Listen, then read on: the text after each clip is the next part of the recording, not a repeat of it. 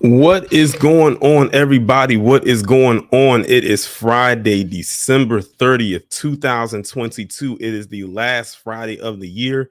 It is the last Freestyle Friday of the year.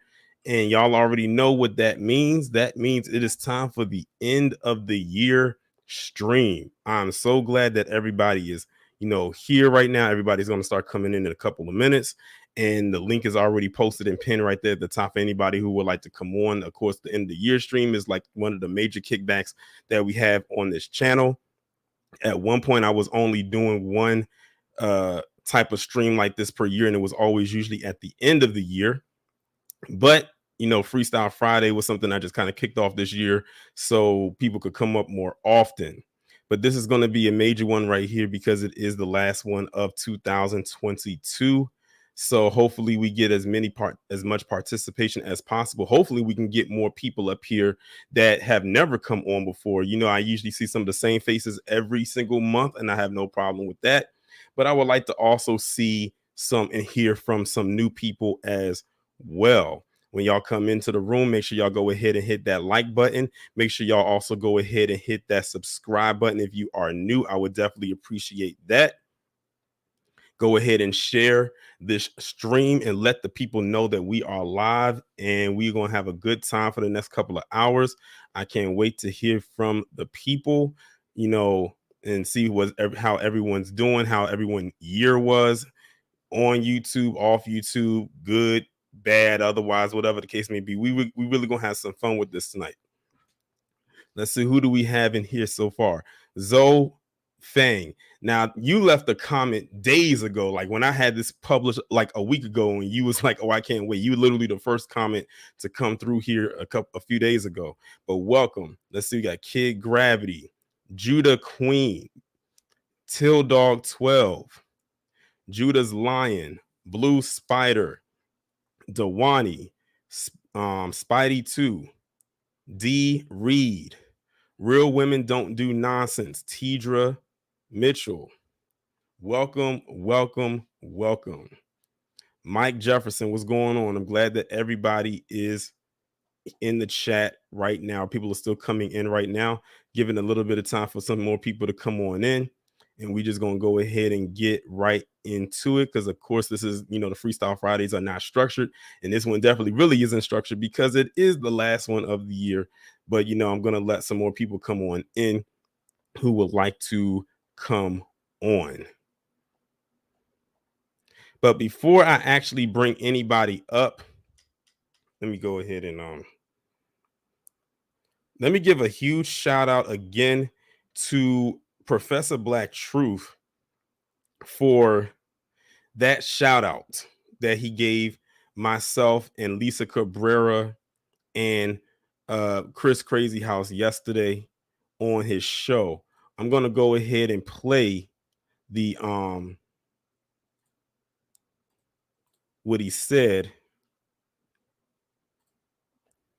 so y'all can actually see for yourself, just in case y'all missed it. Let me see.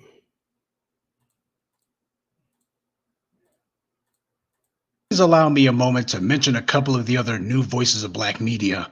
The world is a big place and time is limited, so no one person or even group of people can cover all the news and events you may need to know, and fortunately, no one person or group has to. Now, you've often heard me mention names like TBA, Tariq, Your World, but there's others who I think you'd benefit from giving a listen to as well. Lisa Cabrera is a good one. I'm sure a number of you already know Sister Cabrera, or you've heard me mention her, but in case you're not familiar with her, her content is more than worth listening to. She posts videos on a broad range of topics. She's concise and to the point, so Lisa Cabrera comes highly recommended. Another person who also comes highly recommended is Tarian Rain. For those of you who have followed me over the years, you know Brother Tarian is one of our day one people. He's been down from the jump.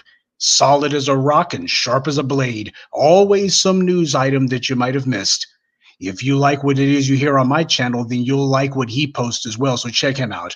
And finally, I like to mention Mad Black TV. This is Chris Crazy House. It's his news and politics channel. A lot of you know the name. Mad Black TV is right in line with the kind of content that you get here and from the other more well-known names of the new voices of Black media. So that's one that I would also recommend to you to start watching if you don't already. And I'd also like to give mention to Vicky Dillard as well. She's very well known, and that's for a reason. Now, those of you who know me, you know that I don't give endorsements lightly. In fact, I don't give them at all. And that's because we've had a lot of fakers, frauds, and phonies who have tried to infiltrate these spaces. I don't want my name associated with any of those types of people. So I've learned to be extremely circumspect about who it is that I decide to mention. The reason why is if I legitimize some bootlicking turncoat, they'll be able to use that to gather a following of otherwise well meaning Black people. And by the time folks realize that an agent got its hooks into them, it's too late. I have to observe people for a long time before I finally decide it's okay to mention their names. Perhaps I wait a bit too long, that's true, but I take what I do here dead seriously. When I say it matters who you get your news and views from, I mean that from the bottom of my soul. And that being the case, it matters who I point you to. If it turns out that they're not on the level, then I'm responsible for that. Hence, I got to run your paperwork. I got to check out everything you've done and see if you give off any telltale signs of duplicity. Now, again, if you're wanting to find more Black empowerment content like mine, then I recommend Lisa Cabrera, Tari and Rain, and Mad Black TV. They should be in the rotation of channels that you visit. I've posted links to their channels in the description. Now, Again, shout out to, let me stop sharing the screen. Again, shout out to Professor Black Truth for that wonderful, outstanding shout out that he gave to myself, Lisa Cabrera, and Mad Black TV yesterday on, was it yesterday or the day before yesterday, on his Moment of Truth. That was very dope. And it actually gave me a huge boost in subscribers because yesterday or 2 days ago, I had 53,400 plus subscribers. Today, as of right now, I have 54,500 plus subscribers. So I literally gained over 1,000 subscribers within 2 days of just him giving me a shout out. So definitely huge shout out to Professor Black Truth. And that's exactly why I always go out of my way to make sure to mention him whenever I can. Now, let me get to these super chats right quick. I got my first one right here from Stay Positive with the 20. Shout out to you. He says, so proud of y'all. I appreciate it. Also, the next one comes from Amara Wood. Shout out to you. He says, big salute to you, brother. I am appreciative of that. And speaking of Amara, they are the first person right now that is about to come up. What's going on? I'm good, Tori. How you been, man? I've been good. Yeah, I've been keeping short, man, because I'm a little sick today. Oh, I can kind of hear it. I can kind of hear it a little bit. Yeah, Cali ain't always sun and lights like it is, man. Yeah. But anyway, yeah, that's what to say, man. I've seen your channel grow, and I just love to see good brothers like you out there winning, man. Because we need you, which is why I support you like I do. I even tell other brothers, hey, check them out. Mm-hmm. You know, I'm not trying to say like, oh, but I don't know if any of them subscribe to your channel. I would hope they did. Yeah. But yeah, I'm just so proud of you, man. I appreciate it. But I hope you feel better. I hope you feel better though. You kind of feel like how I felt a couple weeks ago when I was dealing with what I had going on. Oh yeah. And maybe it's spreading. Yeah. But anyway, I also got that bubble sauce. Hey, which one did you get? I got the mild sauce. I got both. I mean, like what brand did you get? What brand? Oh, Capital City. Okay, cool. Did you try it yet? Yes, I did. It's really good. Cool. Let me tell you the best part about it. It's like when you eat it, the taste is like out of your mouth right away. I'm sorry. Go ahead, man. No, I said it, it is what it is. I said that like that's the effect that mambo sauce has. That's just what it is. No, it's really good. It's really good, and but like I said, I've been keeping short and sweet, man. I'm just so proud of you. I love to see you out there winning, man. Keep doing what you're doing, and I'm try to get myself better now, man. But you have a good day, bro. Okay, you too. You take care of yourself. All right. Appreciate that. Appreciate Amar for coming up. Also, be sure to make sure to take care of himself. it's that time of the year when it's a lot of stuff just kind of floating around in the air. Like I told y'all just now, I dealt with that a couple weeks ago. It's no fun, but it is what it is. I got my next super chat that came through. Shout out to Panther Strike for the $20.99. I definitely appreciate it. Again, for anybody who would like to come up, the link is pinned at the top. Anyone can come on. We can just, like I said, we just shoot in the breeze. This is the end of the year special right here. Like I said, I would definitely like to hear from some people that never come up. Nothing against those who usually come up, but I definitely want to hear from some people who I never really hear from. If you don't want to have your camera on, you don't have to have your camera on. But this is definitely going to be a great show regardless. Let's see, who else do we have in here? PD Chicago, Jay the Informant, Afro Elite, Royal Me, LB. Oh, we got our next person in here. What's going on? Can you hear me?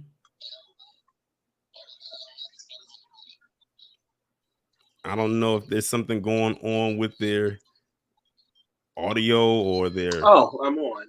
Okay. Oh, I didn't know I was on. I'm sorry. Okay, what's going on? Can you hear me? Is there a delay on your end? I think there's a delay with the mic. I might have to come back in. Yeah, go out and come back in.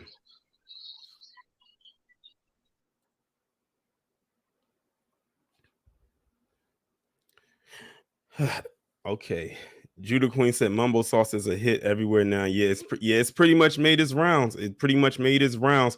And we know Afro Elite, he pretty much became obsessed with the Mumbo Sauce after he tried it just one time this year. I know that was a highlight for his year, for 2022. I know that was a highlight for Tariq as well. He became like a huge endorser of it as well. And that was definitely a highlight of the year, was that rally for reparations. That was definitely a huge event, especially for something that got put together in like 3 weeks, considering. But you would never know, considering all the people that came out there, and the weather was nice and everything was all on one accord, and it was just great vibes. And speaking of nice weather, it was nice today. It didn't feel like winter today. Like, I actually almost turned my air on today because I couldn't tell if it was the winter or the spring, because it was like 65 degrees today.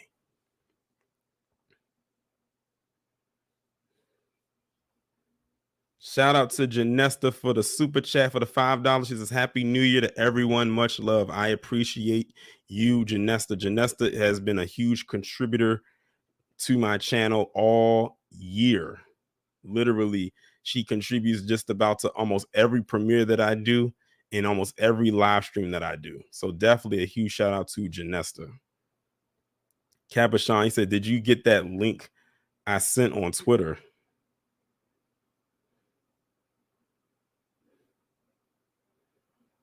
Is it the one where it says January 4th, 2023 to return? Is that you? Oh, never mind. That's not okay. That's not you. I'm thinking of somebody else. Your name is different on Twitter. That's why it threw me off. Yeah, I replied to it. I said that this was my first time hearing about it. Okay, let's see if we can try to get this to work again.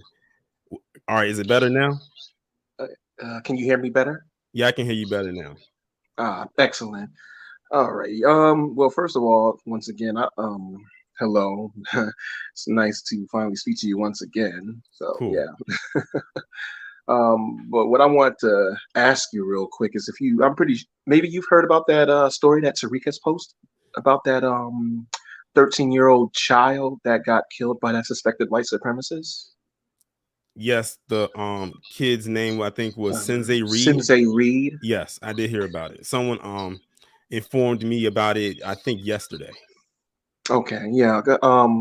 It's just amazing to me how these suspected white supremacists, I'm just gonna call them devils, can get away with doing things to our kids. Like, I really, really do hope that we don't let this situation go, because this is something that really, really pissed me off. And I was just saying to myself, like, I don't have any kids. I don't have any kids, but if somebody were to do that to my kid, the rapture would happen. That's all I'm gonna say. Understandable. Yeah, and it's crazy because that happened back in October. I think it was in October when it happened. And like 2 months ago. Yeah, and we're just hearing about it now. And I'm thinking, like, when I first started reading the story, that I'm saying, oh, this just happened like this week. But no, it happened back in October, and it's just now going viral. Like, it's just now making its rounds. And it's crazy because there's a couple of stories that I have come across in the last couple of days, well, this year alone, where something has happened a while ago, but you would think because it just got updated that it would have just happened around that time frame, but it really happened months ago. Yeah, and well, the white supremacists are very good at hiding their deviltry, and furthermore, I have to give kudos to the people who made this story go big, because best believe if this story wasn't put out there on the internet, they would have gotten away with this. They definitely would have gotten away with this. And I can only imagine how many other stories like this where Black people have gotten killed and we don't know nothing about it. Yeah, because I think I don't even want to imagine it to a certain extent. Yeah, because I was reading into it, they were trying to say that he claimed self-defense or something like that, and that's all, and that's all the word that they took from it, and they just let him go just off that. I'm like, that it was that easy?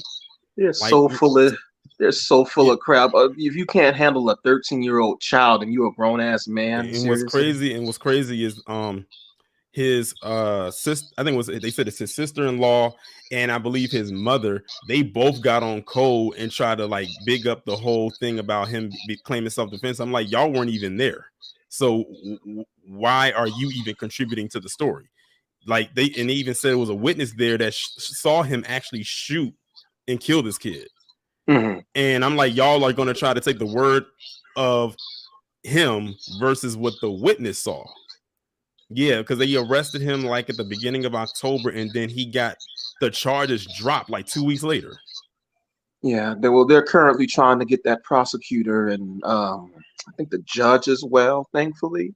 So it's only a matter of time. You know, I'm very glad we're at the point I'm glad that we're at the point as a community where we don't let shit go. I really am, because once again, these people, they will try and escalate these type of situations to where they'll be unaliving our children on a daily basis, and we can't stand for that at all. We just can't. So I forgot, there was something else I was going to say, but I forgot. So, but yeah, I just hope that that big fat ass devil goes to jail. I really do, because this situation really pissed me off. It really did. But I know us FBA's got it. So yeah. Yeah. But that's pretty much all I wanted to say, man. Okay. Well, I'm glad you was able to come up. Yes, sir. And thank you for having me. No problem. And I will have a video coming soon about that story. Actually, I think I recorded it yesterday, but I will definitely be having a video coming soon, probably within the next week, about that situation. But yeah, that was a crazy story right there. Not surprising or shocking, considering how many times we have dealt with that over the years. And Jay the informant said his mother was the witness. That's crazy. His mother had to literally see her son get slaughtered like that. Beverly said, didn't he shoot him in the back? Yeah, one of the shots did go into his back. Yeah, because he was shot multiple times. And I think the one in the back is the one that probably killed him. But for anybody else who wants to come up, the link is right there. I don't know why everybody's scared to come up. Whenever I do the other Freestyle Fridays, everybody come in droves for this. Like I said, this is the last one of the year. This is the last Freestyle Friday of the year before we kick off 2023. It's good I have conversations from the chat, but I like to have conversations when I'm talking to people, on the screen, whether you want to have the camera on or whether you want to have it off. because there is something I'm going to be doing later on in the stream, probably in the last 30 minutes of it, that something I just kind of came up with, you know, to highlight, I guess you can say, the videos that I've done over the course of the year. If y'all read the description, y'all know exactly what I'm talking about. Mike Harris said, what's going on in China? I have no idea what's going on in China. I have the slightest clue what's going on in China.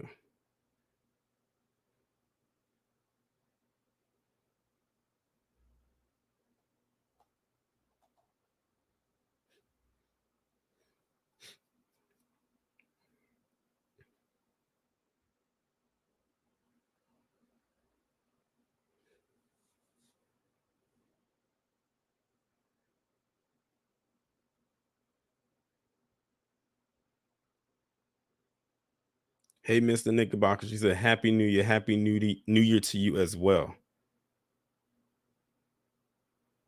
DSM Sinister said, a suggestion since this is the year end, what's everyone's favorite PPP? Jump in and tell us.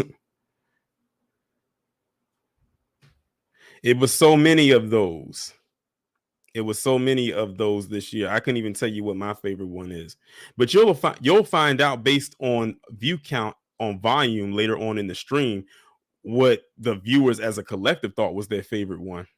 Because that's what I'm going to do later on in the stream. I'm going to highlight the best of the channel. Like the bet, like based on view count, what was the best of 2022 on the Tony and Rain Reloaded channel.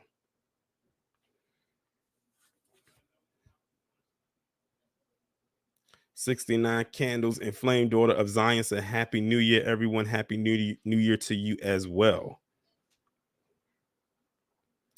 Says, real women don't do nonsense. This is the rest of an 80+ year old for a $77 garbage bill. Yeah, I heard about that. That's crazy. But like I said, they love to find a way to put hands on black people, no matter what the age, no matter the gender.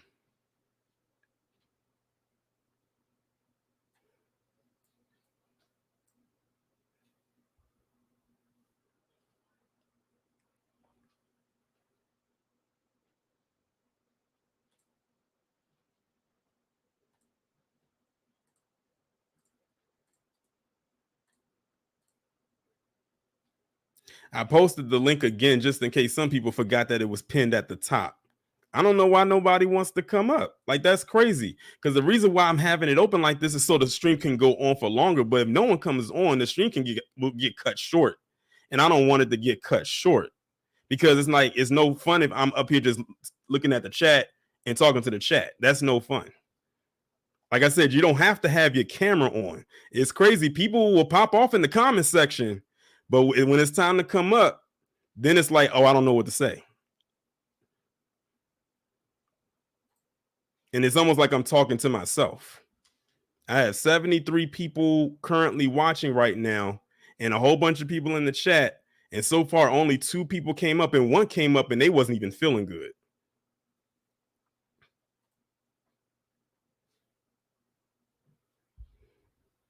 Kazama Fury said, I'm at work, unfortunately.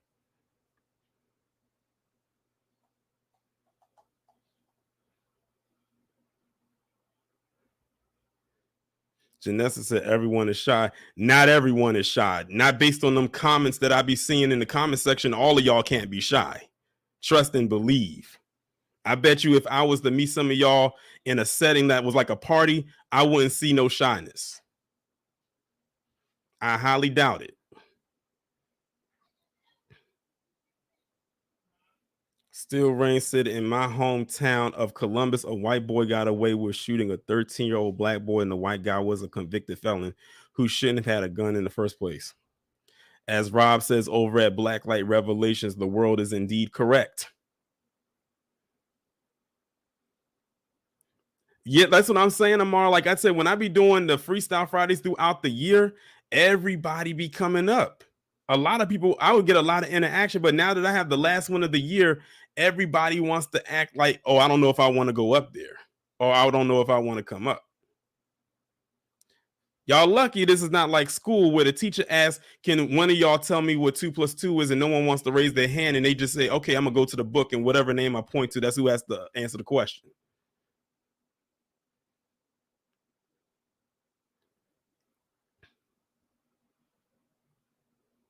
Finally, we have someone that decided that they wanted to come up.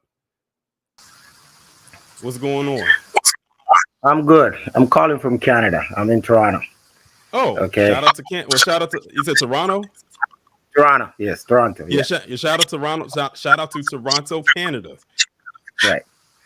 Okay, this is my first time speaking to you or even actually accessing your channel. It was highly recommended because I'm also a member of a few other Black programs. Okay. So highly recommended, believe you me. And you know, basically it's the professor. So okay, so you watch Professor Black Truth. That's right. So okay, cool. A few others, but you know, you guys got the program going on right, and I've been a member of your program for about maybe 3-4 days now. Okay. So I'm already subscribed. I've sent you out a question. The question that I just posted. You're asking.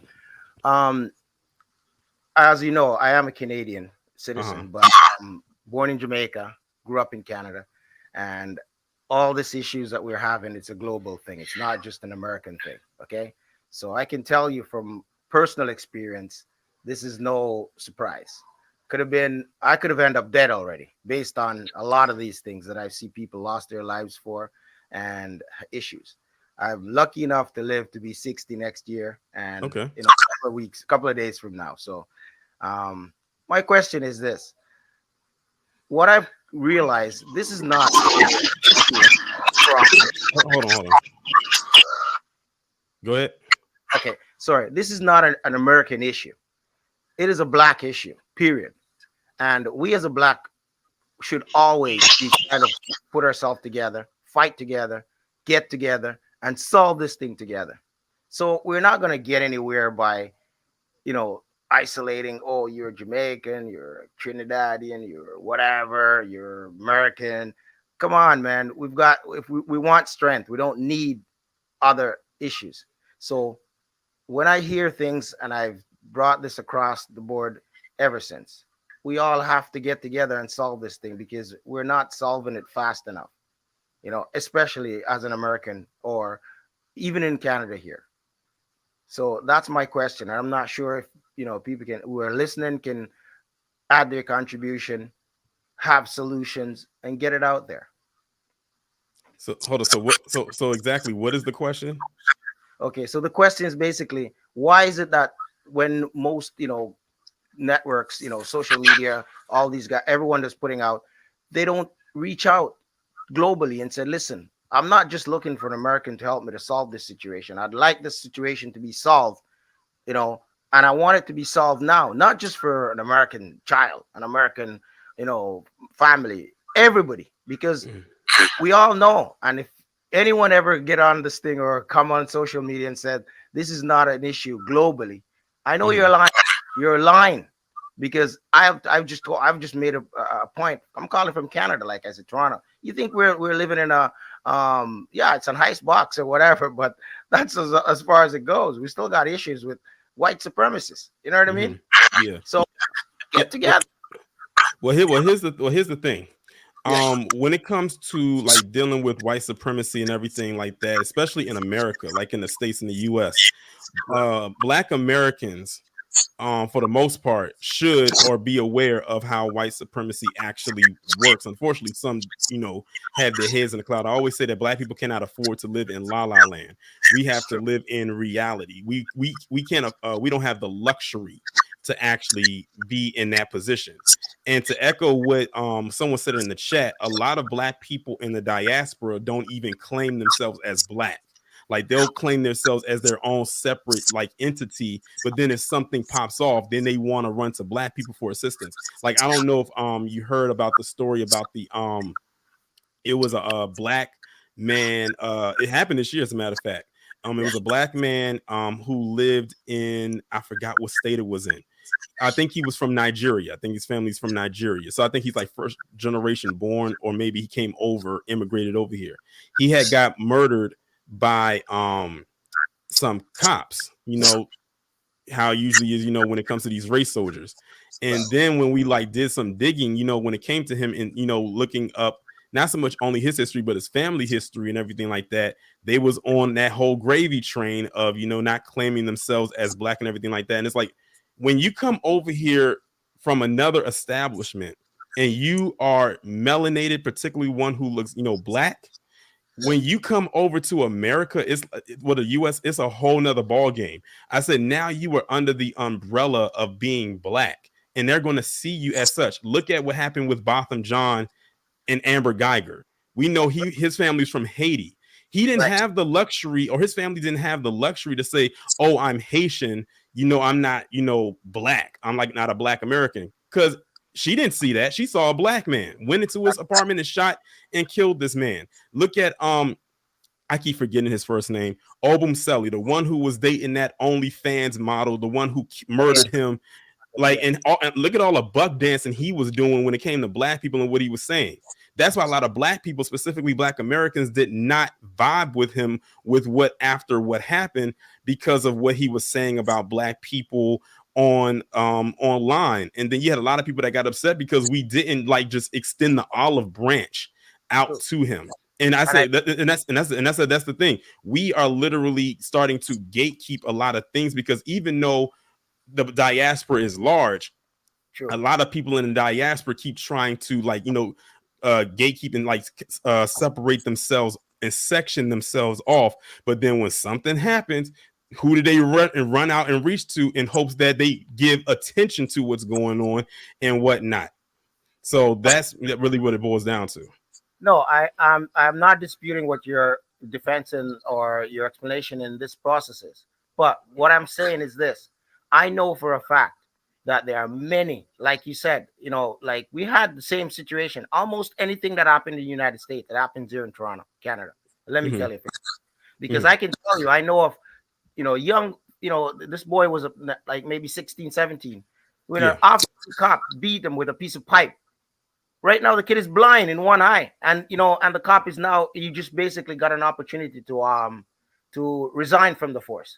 I think I know what story you're talking about. I think I know what you're talking. When you said he got beaten, he was blind in an eye. I think I know what you're talking about. Yeah, that's just one off. Okay, and I can draw another country. I can draw in England. I can draw them. Listen, it's a global issue. It's not just an American. Yes, we have these, you know, I don't even know what the hell to call them, because they're black in skin tone, but they're not even you know, their mindset. But you know what?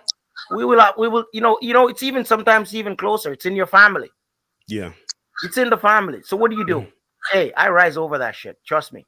So I'm saying we have enough network in our all our strength. Believe you me, we do. And we should reach out, because when I spoke to Professor and a few others, you know, prior, and they're like, whoa, but this, you know, this man is saying something that does. Yeah, come on. If not, we're just delaying this progress, man. We're delaying it. Get off. Well, here's the thing. All skin folk ain't kin folk, because remember, I don't know if you saw the movie Birth of a Nation, you know, the one that Nate Parker did about Nat Turner. They had the slave, they were getting ready to have the revolt and everything like that, and it got literally throttled by one person who went and ran right back to Massa, because they just couldn't handle not being free of that plantation. So you have to like really think of, you have to vet everybody, even those who look like you, especially when it comes to this topic of reparations and stuff like that. Like when it comes to that discussion right there, that is like that has now become a huge vetting process right there in it of itself, because unfortunately you have some people who will qualify for reparations who will speak against it as if they don't qualify for it. That's right. It's true, because like, you know, I can tell you from personal experience. I make homes. Okay, I'm in construction. And I was invited to the United States to work for a huge corporation over there. And when I came over, there was stuff that I saw that was happening, and I met quite a few Latinos and these people I'm working with them. And I'm like, bro, listen to me, man. What you're doing right now legally, you're not supposed to, because I know the rules, I know the laws of the construction trade, and I know this is what you're doing is illegal. So guess what? Don't let these people do. They went right back to the site superintendent and start telling them. So they called and they're like, dude, why you come here to tell these guys? They're happy doing what they're doing. I said, what makes you believe people are happy to be an idiot? Do you think people are happy to be an idiot? If it's in their ignorance that caused them to be in that position. It's not because they don't, it's their ignorance alone. It's, come on, man, wake up. So this is what I push for, this global thing, man. It's not that America is better than Canada. Canada is better than America or Africa or Jamaica or wherever. I don't give a crap about that. To be honest, I'm not a country person. My blackness comes first. That's what. And I wish that message get across to people quickly, because man, we don't got the time, man. We don't have it. Definitely understandable. But I'm glad that you came up and you voiced what you had to say, and I'm glad that Professor Black Truth guided you to my channel for sure. I'm definitely glad that you're here, and I'm glad you came up. I think you're one of the few people. I think you're actually the first person from Canada I've actually had come up.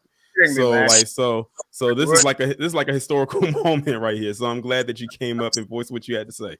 You're gonna see more, because believe me, there are people. There are a few out there. Just it's just hard to find. But you know what? You're doing a great job. Trust me. And the family that we built, the B1 family, trust me, it's good.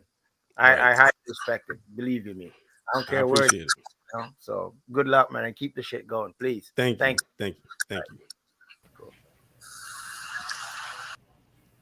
Shout out to that brother right there. Now it's a damn shame that I had to actually go in the comment section in the chat and say, where's everybody at? Where's everybody at? And then when that happens, now everybody wants to come in. I almost feel like that black parent that had to go out and round up their kids when the street light come on. And they know that light gun came on. Well, how is everybody doing? We got Jada Informant, Spidey, Kazama Fury, Dyson, and Don P. Ben Yehuda in the building. What is going on with you fellas this evening? Torian, sir, how you doing, sir? I am doing great. Oh, I can say something before we get started. I can say something about environmental racism. Go ahead. Like, for example, the water crisis that happened in Jackson, Mississippi, and that's still going on. I even go further than that. Like in some areas, like how people want to. Hold on. Dyson, I can barely hear you. Like your sound is kind of muffled. Like it sounds like you're underwater. You can hear me now? A little bit. You hear me now? It's still kind of muffled. I don't know if it's something with the mic or whatever that is. Can you hear me good? Yeah, I can hear you. Good. You hear me now? Keep talking a little bit. You hear me now? Yeah. Okay, what I was saying something about environmental racism. Now it's kind of going out. Now it's kind of going out again. Try going out and coming back in. Hey, Torian, is my audio okay? Yeah, your audio is fine.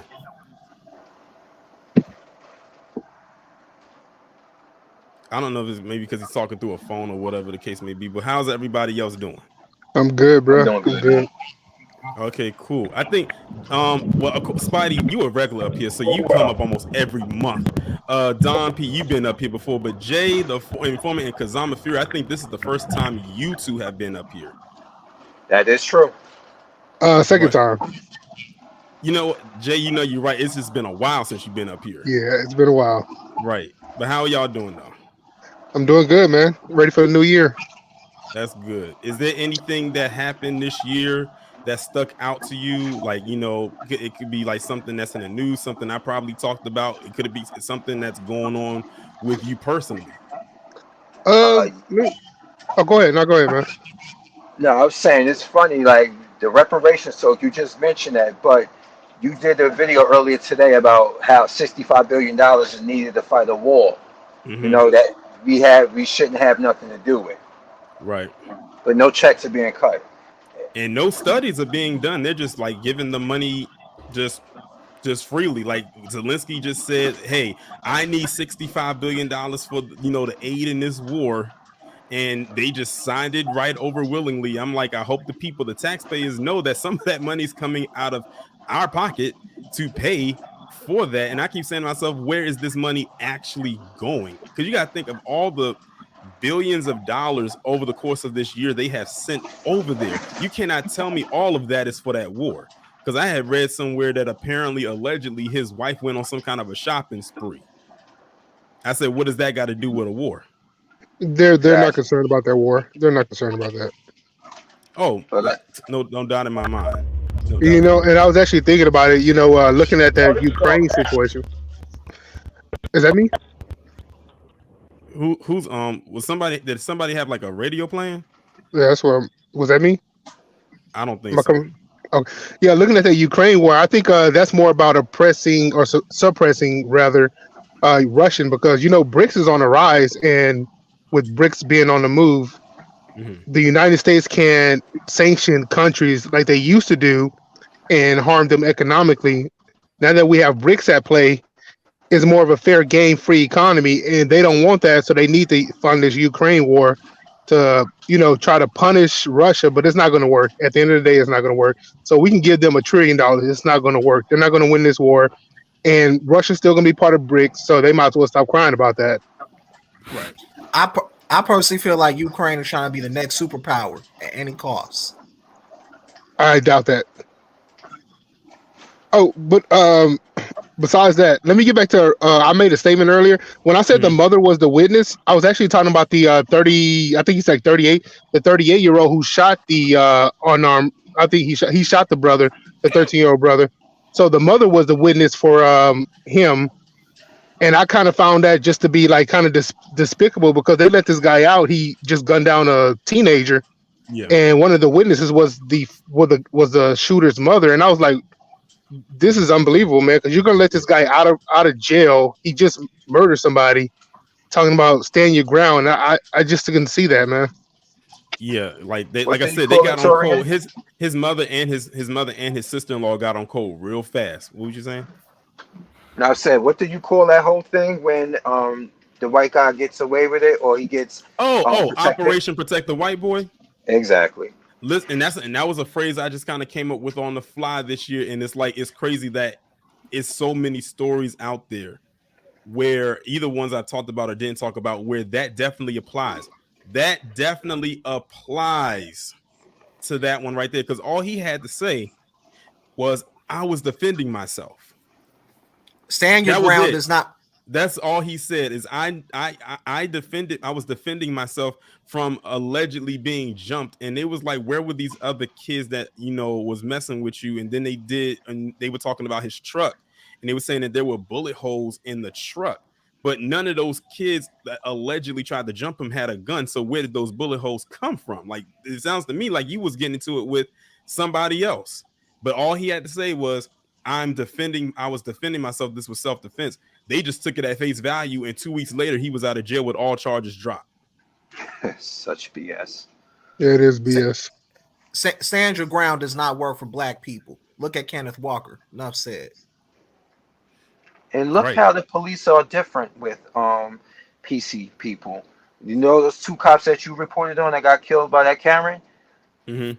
Yeah. They would have never approached me in a vehicle with that much leisure.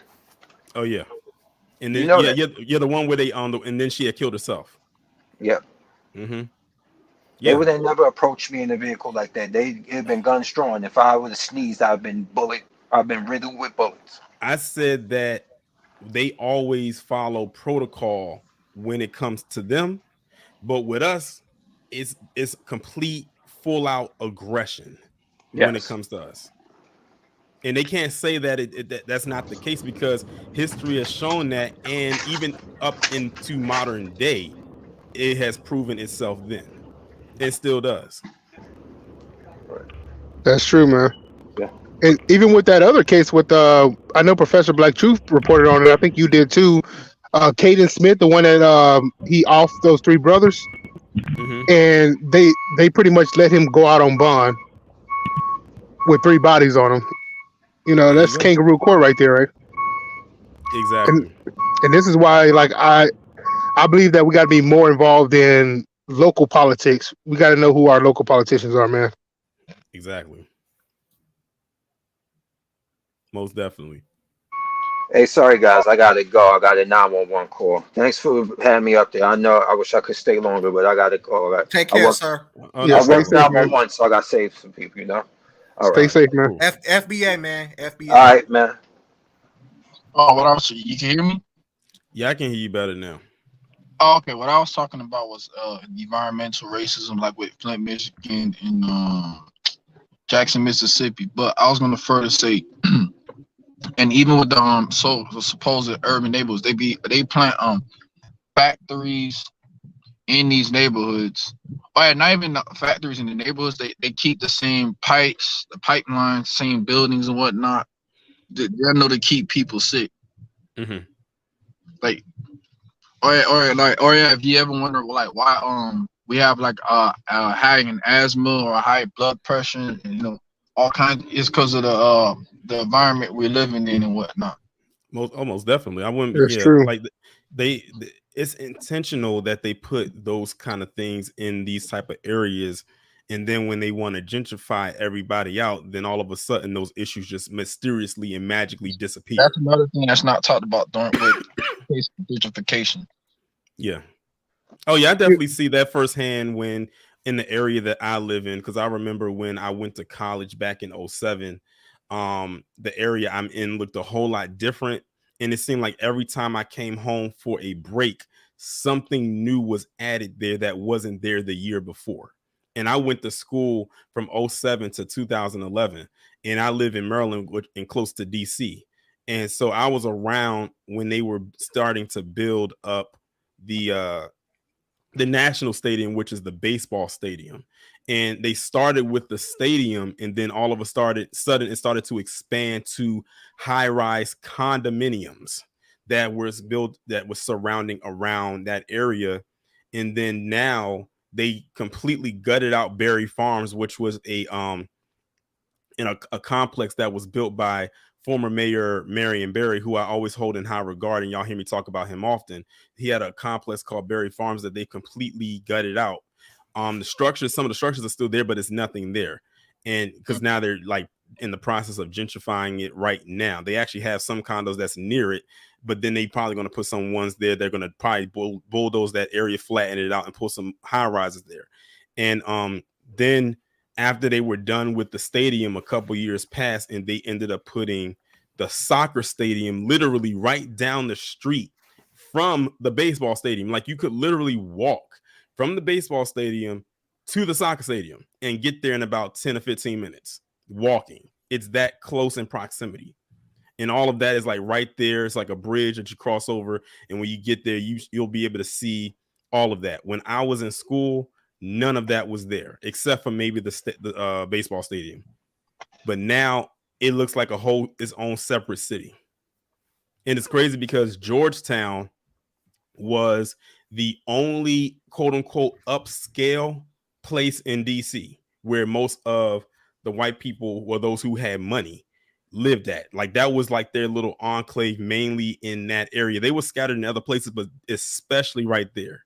But when they started building the train lines or building more train lines, because at one time it was only one train that went through there, and that was the red line. But when they started building more train lines, that was really the beginning of the gentrification process, more so in the early 2000s. And now we see where it has escalated to this point, because at one time, white people, they lived in like Virginia or other parts of Maryland where they would have to drive to the train station, get on the train, go into downtown DC to go to work, and then they would have to travel out of DC to go home to either Virginia or Maryland. But now that they have all these train lines that come from Maryland into DC or around DC or from Virginia into DC, now it's easier for them to really navigate throughout that area, which helped guide the gentrification process along. Another aspect of it that's not talked about is the property taxes. And here's what I mean by the property tax. Like there's people who lived in these properties for years on end. Mm-hmm. The next thing you know, they have to pay a little bit more on the property. They can't keep up with the property tax and whatnot. Yeah. And let me add on to that, because as you speak on environmental racism and you speak on gentrification, these opportunity zones, when they move in with these opportunity zones, like I'm over here in Houston, Texas. I don't know if you guys are from Houston. Like over here where I'm at, there's this barbecue spot. It's very popular, owned by it's black owned, very popular. But now that they made that into an opportunity zone, you see these big corporations moving in. And what I noticed is that these smaller businesses, their property taxes are going to go up because these bigger businesses are over here. And not only that, but I don't even see these bigger businesses hiring people from the local neighborhood. They're bringing people here. You know what I mean? Yeah. What's if you don't mind me asking, Jay, what's the name of the corporations? What is it? It's a Lord, it's at the top of my mind. They pretty much they rent out like not bulldozers. What is these things called? I can't even think of the name, man. If I can look it up right quick, I will tell you. But it's pretty much a construction company that moved in, and they rent out all these big construction type equipment. Like not a bulldozer, but what's this other thing that where you're like picking up the dirt and all that? Like Penske. What do you say? Like the company like Penske. It's not Penske. It's not Penske. It's a well-known company over here. Their logo is yellow and black. Caterpillar? Not Caterpillar. Well, it's a construction company. The construction company is. If I can look it up, I'll let you know. But my basic what I'm trying to say is it's a construction company. They just brought up two sides of the street, and they expanded. But now you have this small black-owned barbecue spot, which is a very well-known barbecue spot over here in Houston, Texas. If you guys are ever in Houston, Texas, Triple J's barbecue spot, man, I'm telling you, it's well-known. It's the best over here. But what I see is like the brother was saying with the property taxes, their property taxes are going to rise, even though they've been here. They serve the community. But now you have these opportunity zones, and you have these big corporations that's making this buku money, and they're driving up the property tax. That's going on everywhere where there's a high black population in America, just about. Yeah, for the most part. Yeah, that's excuse me. Yeah, that's insane. Oh, and another thing not talked about, right? You got a lot of okay, you trying to get involved in the real estate of these areas, right? You have a lot of pipe, like a lot of pipes, a lot of electrical stuff, a lot of sewage around these supposed urban neighborhoods. While in the other neighborhoods, no, you don't have a lot of that stuff. Yeah, like they made sure to put all the issues in particular areas, and all the other ones are pretty much untouched. But then when they're ready to gentrify everything out, then like I said before, all the issues just happen to go away, and they just pretend like none of that actually occurred. Okay, so I just looked up the company. It's called LeBeer Cranes. So it's a crane company. Okay. At first I thought it was Caterpillar because that's the only one I could think of. And when you say yellow and black, that's the one that immediately came to mind because that's one of the more popular construction type companies. I never seen that over in Houston, man. I must be where you live at, because I mean not where you live at, but like over there in that that state and everything. But like they moved in, and if you come over and look at it, it looks like a different part of the neighborhood. If you pass by, you just pass by that part of the neighborhood. And I said they're going to end up gentrifying all these small businesses out, and it's going to be kind of sad because the opportunity zones are for a boost in the local economics, or that's what it's presented as a boost in the local economics. But it seems like these corporations are taking over these opportunity zones, and they're just going to gentrify everybody out the area. Right. That's the plan. Yeah, that's what it seems like. Well, that's what it is, actually. And this is going on in Houston? Yeah. Wow. Yeah, over there in Fifth Ward, where I believe George Floyd was at, they're trying to gentrify Fifth Ward over there. Third Ward, where what is that place called? Turkey Hut. A lot of productions going on over there too. Isn't that where Willie D from? You mean Rolling Fat Ball Martin? Yeah, he's over here. No, I'm talking about Willie D. I don't know who that is, to be honest with you. Though from the Willie Ghetto D. Boy. I don't know who that is, man. Willie D. Nah. He has a YouTube channel. No, okay, look, that's a song. The Ghetto.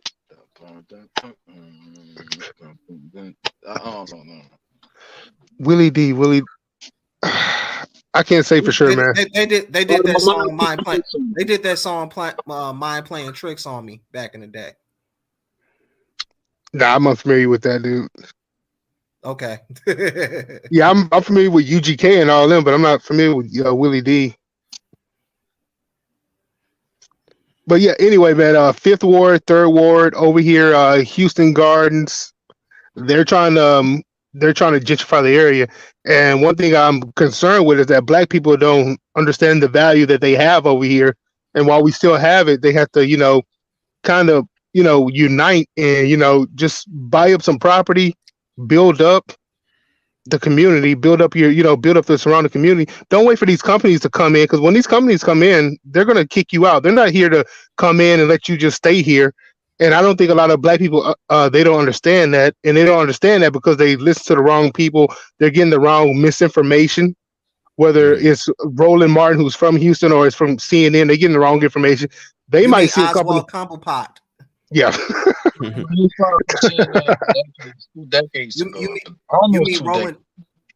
You mean Roland Jelly Belly Martin? That's what yes, sir. That mofo. And he's or as I call him, Wet Yam. That's my nickname from this, calling him Wet Yam.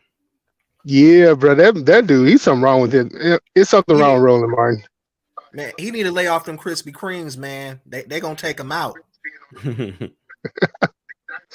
Them butter biscuits gonna take him out. I find crazy. What's that doing? Well, I hear something in the background. Isaiah, is that you? Yes, that's me. What's going on? Yes, that's me. Yeah, it's an echo.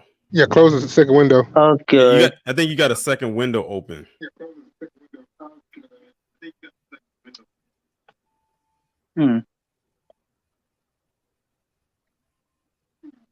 But yeah, you have all. I think you mentioned it before, Torian. You got all these people, including FBA black folks, who want to talk down on reparations, like Jabba the Hutt. Oh no, I'm sorry, Jason Fatlock and Umar Johnson. Yeah, that was a huge issue this year. So he had a lot of people talking down on reparations, and it's crazy because like some of the people that, again, like I said earlier, that would qualify for it, they talk down on it as if they didn't. It's the weirdest thing. But the second weirdest thing is that you look at Jason Fatlock and you look at Umar the Failure Johnson. If you look at their track record, Jabba the Hutt, that's his name, Jabba the Hutt, Jason Whitlock. If you look at Jabba the Hutt and you look at Umar, what have they accomplished that they can come over and tell us what to do? And this is why I have a big problem with Umar Johnson, man. He hasn't done anything. I mean, he talks a big game, but besides talking a big game, can we actually go to something that he's actually done and point out, okay, we should follow him because of this? Umar, where is that school? That's all I gotta ask. And where's that documentary? He took up money for the documentary again. He was planning on making a documentary. Yep, he took up money for it for the second time. Wow. At least Tyreek actually did something with his money. It's actually going to a full physical museum. Yep, and he has the films coming out. But my whole thing with Jabba the Hutt and the Prince of Pan-Africanism, what have they done? What have they done for us to actually listen to them, follow them, and they can tell us the right things to go or the right pathway to go, to get through the forest? You know what I'm saying? They haven't done anything. And that's my biggest issue with these, especially Umar Johnson. He said he's for black people, but as soon as black people don't support him, he's throwing us under the bus. Yeah. We shouldn't even be surprised by Jabba the Hutt. I mean, Jason Fatlock, fat ass. He works for PragerU. So why should we be surprised about what he says? I remember Umar Johnson. I remember meeting Umar Johnson at the it was at the Justice or Else rally that happened back in 2015, the one that Farrakhan had in DC. I remember meeting him. What'd you think? Back then? It was a way different vibe then compared to now. Like now, I don't even think I would want to shake his hand. That's a shame. That's a shame. Let me ask you this question, Torian. Do you think that school's going to open? Oh no, I was cutting. That's my bad. Do you think that school's going to open? That's the big question. I have no clue. Everybody is saying the same thing. But that's a shame because at one time I shouldn't say I'm 100% supported him, but at one time I was gonna give him a shot because I thought he actually had. I can't describe it. But I actually thought he might have been somewhat sincere. Mm-hmm. But now it's like he constantly contradicts himself on a constant basis. Yeah. It is. I mean, it is what it is. So what else? So what else stuck out to y'all this year? Like I said, there's a lot of stuff that happened. The mass shooting in Buffalo, New York. Yeah. Lord. Mm-hmm. And black people couldn't even get anything for that. You know what I mean? No protection because of that. But they gave Asians a hate crime bill last year. But when little Hispanic kids was getting shot up, it was all over the media. You talking about Uvalde? My birthday. Yep, that's what I was talking about. Yep, Uvalde. And it's crazy because like when they was going through Peyton Gendry's manifesto, and when he mentioned them folks, they made sure that they slid something in there for them. Just on him mentioning them, like no harm came to them whatsoever. Like it was none of them that got injured or whatever in the shooting. It was all black people, but they made sure to slide something in there for them just because he didn't go after them. Oh, we know, but he mentioned them in the manifesto, and just by him mentioning them, they found a way to slide them some kind of support. But it was black people that were murdered. He killed nothing but black people, 10 black people to be exact. And he saved that white guy. Yep, he did. When he went to him and he was about to shoot him, and he said, never mind, I'm not coming after something like that. Yeah, but he looked at him like we saw it right there on the camera, and he would literally point the gun at him, and he went and turned the other way. You know what the most disrespectful thing? He actually apologized. He said sorry. Mm-hmm. Yeah. And the most disrespectful thing that happened in that whole event, which the shooting with the grocery store, was what happened after, when Al Sharpton came out talking about that we need a bill for everybody, and also Kamala Harris going up to that funeral talking about gun laws instead of talking about the victims that passed away because of what happened. She's up there promoting the Democratic agenda. Oh yeah, no, I got one question. I ain't trying to sound funny. How did Al Sharpton lose all that weight? He used to look hella fat. Yeah, Al Sharpton need to go sit his ass down, man. He's another one who I used to respect, but not no more. Yeah, his time is, as far as I'm concerned, his time is pretty much has passed, and it's like he's just there to be there. Wasn't he an informant back in the 80s? He probably was. You guys have to understand. Sharpton and all of them guys go back to the COINTEL days. They're all part of the Boule. The Boule was raised up to deal with the same thing that we created in 2020. They was getting it on more than that. So they raised up the Boule to tell them, hey, let's do this in a non-violent way, because we was tearing shit up and them white folks got scared. So that's why they raised up the Boule. Man, there's some stuff that it'll blow your mind. I have no respect for Martin Jr. Martin King, I have no respect for him at all. He totally derailed our thing. And see, the rest of them Boules, they thought that they was going to get, they thought they were going to get rewarded for their actions. Some of them got some money, but they didn't get really what they wanted. Like Jesse Jackson wanted to be president. They didn't give it to him, even though he betrayed his own people. And he double-crossed I kind of disagree with that. So y'all got to understand, when they get afraid, but you need to go read the stuff. Go do some reading, and then you won't disagree with it anymore. I'm gonna land right there. One thing that was a highlight for me this year was reading the Black Bible, aka the ISIS papers. Oh yeah, that was definitely a highlight for me this June. year. Yep. Yeah, that was the point. That was definitely a mission for me, because I got the book in May, and I literally read a chapter a day, like nonstop. And that book like completely changed my outlook. I mean, my outlook was already there, but it kind of enhanced it of what more to look for when it comes to situations such as that. And then I remember doing a review of it, like a live stream review of the book itself, and saying, pretty much recommending that everybody go out and get that book if they have not gotten it already, and definitely read and digest especially what is in it. Especially since it's cheap. I think it's only like 13 something, if I'm not mistaken. Yeah, it's definitely affordable. You can get, I got mine on Amazon. That's where I got mine at. Yeah, especially the way you broke it down, it really seems like a very enlightening book. Like it is. It really is. Like Dr. Frances Cress Wilson was ahead of her time when she pretty much called all of that stuff out back then. And when you look at what's the state of, you know, America right now, especially when it comes to Black people, everything she said in that book has come to fruition in one way or another. In the US. And some of it is still happening to this day. So yeah, definitely shout out to her. One thing that stuck out to me is the design of the gun, or the handgun. Mm-hmm. Yep, most definitely.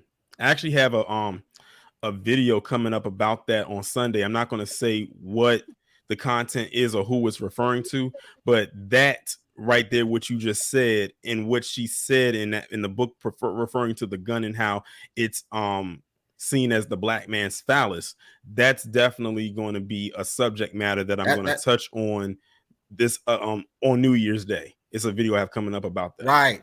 You're gonna start off with that type of video right at the top of the new year. Okay.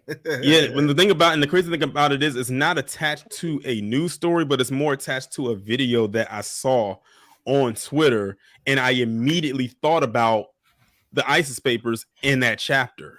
Like it literally kicked in. And the thing is, if I never read that book, that I would not have been able to make that reference in the video. I would have just said how disturbing it is without saying what it means in context. So it would have been very surface level with what I was talking about. Wow. But you'll see what I mean. And it's going to like literally blow your mind. Like, let me put it this way. The content of the video itself, I could not play that on YouTube because they would snatch my channel down. Bum getting 3 strikes. They would snatch the channel down. I didn't even put I'm not even putting the link of the video into the description. Wow. You would have to actually go on Twitter and actually see the video for yourself. But don't worry, like when you hear how the video is like broken down, I literally like describe it. I might have to even put a disclaimer on it. Yeah, I might have to put a disclaimer on it just because of how I'm describing it. Wow, it's pretty graphic, to say the least, and it's crazy that it got put up on on Twitter, and it was allowed to stay on there, and I know why. But I'm gonna just leave it right there. I'm just giving y'all a little tease. YouTube is giving y'all a little tease. Thanks, Elon. That's all I gotta say. Thanks, Elon. But Isaiah, did you say something? I was saying that YouTube is sensitive over the content. Well, the thing is with that particular video, even if they weren't so sensitive, I would not put it on there mainly because of what the video shows. It looks like something that should go on a porno site. Wow. That's how graphic that it is. So just take my word for it. When you see the video, when I posted up on Sunday, you'll understand why I did that, why I chose not to put. As a matter of fact, Town Biz actually talked about it on his channel, and he even said the same thing I said, where he said, I can't even show the imagery of what I'm talking about. Shout out to, because I actually told him about it. I actually called him up and said, you will not believe what so-and-so posted up on Twitter. And when I told him about it, literally an hour later, he posted up a video giving a commentary about what he saw. I sent him the link to the video itself, and he watched it, and then he made a video and put it up on his channel.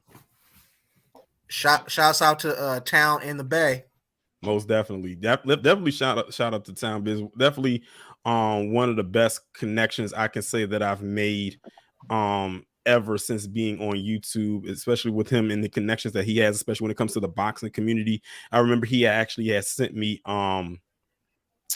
some information because the Gervonta Tank Davis fight is coming up next Saturday, and that whole situation with him and his baby mama, that shit is crazy, literally. But he was sending me like information if I wanted to go to the like the weigh-in or the press conference. Unfortunately, I wasn't able to go because I was busy that day because it happened on a Monday. I said of all days it would happen on a Monday, but if I was free, I would have definitely went. But the fight is going to be on Saturday, the 7th. Vegas?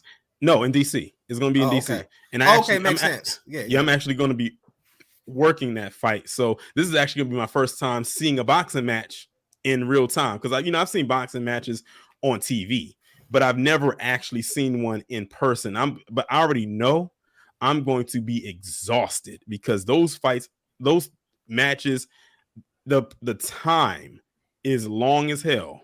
Like literally, it's not like they just have a fight and then it's done. You have multiple fights, then you have the main event that happens later on in the night because it's going to be on pay-per-view and Showtime. So I already know that by the time I get off, I'm going to be tired. As a matter of fact, my job is giving us premium pay, which is basically overtime to an extra additional set of funds for all those hours. And I said, you know what? I'm gonna just bite the bullet. It's gonna be okay.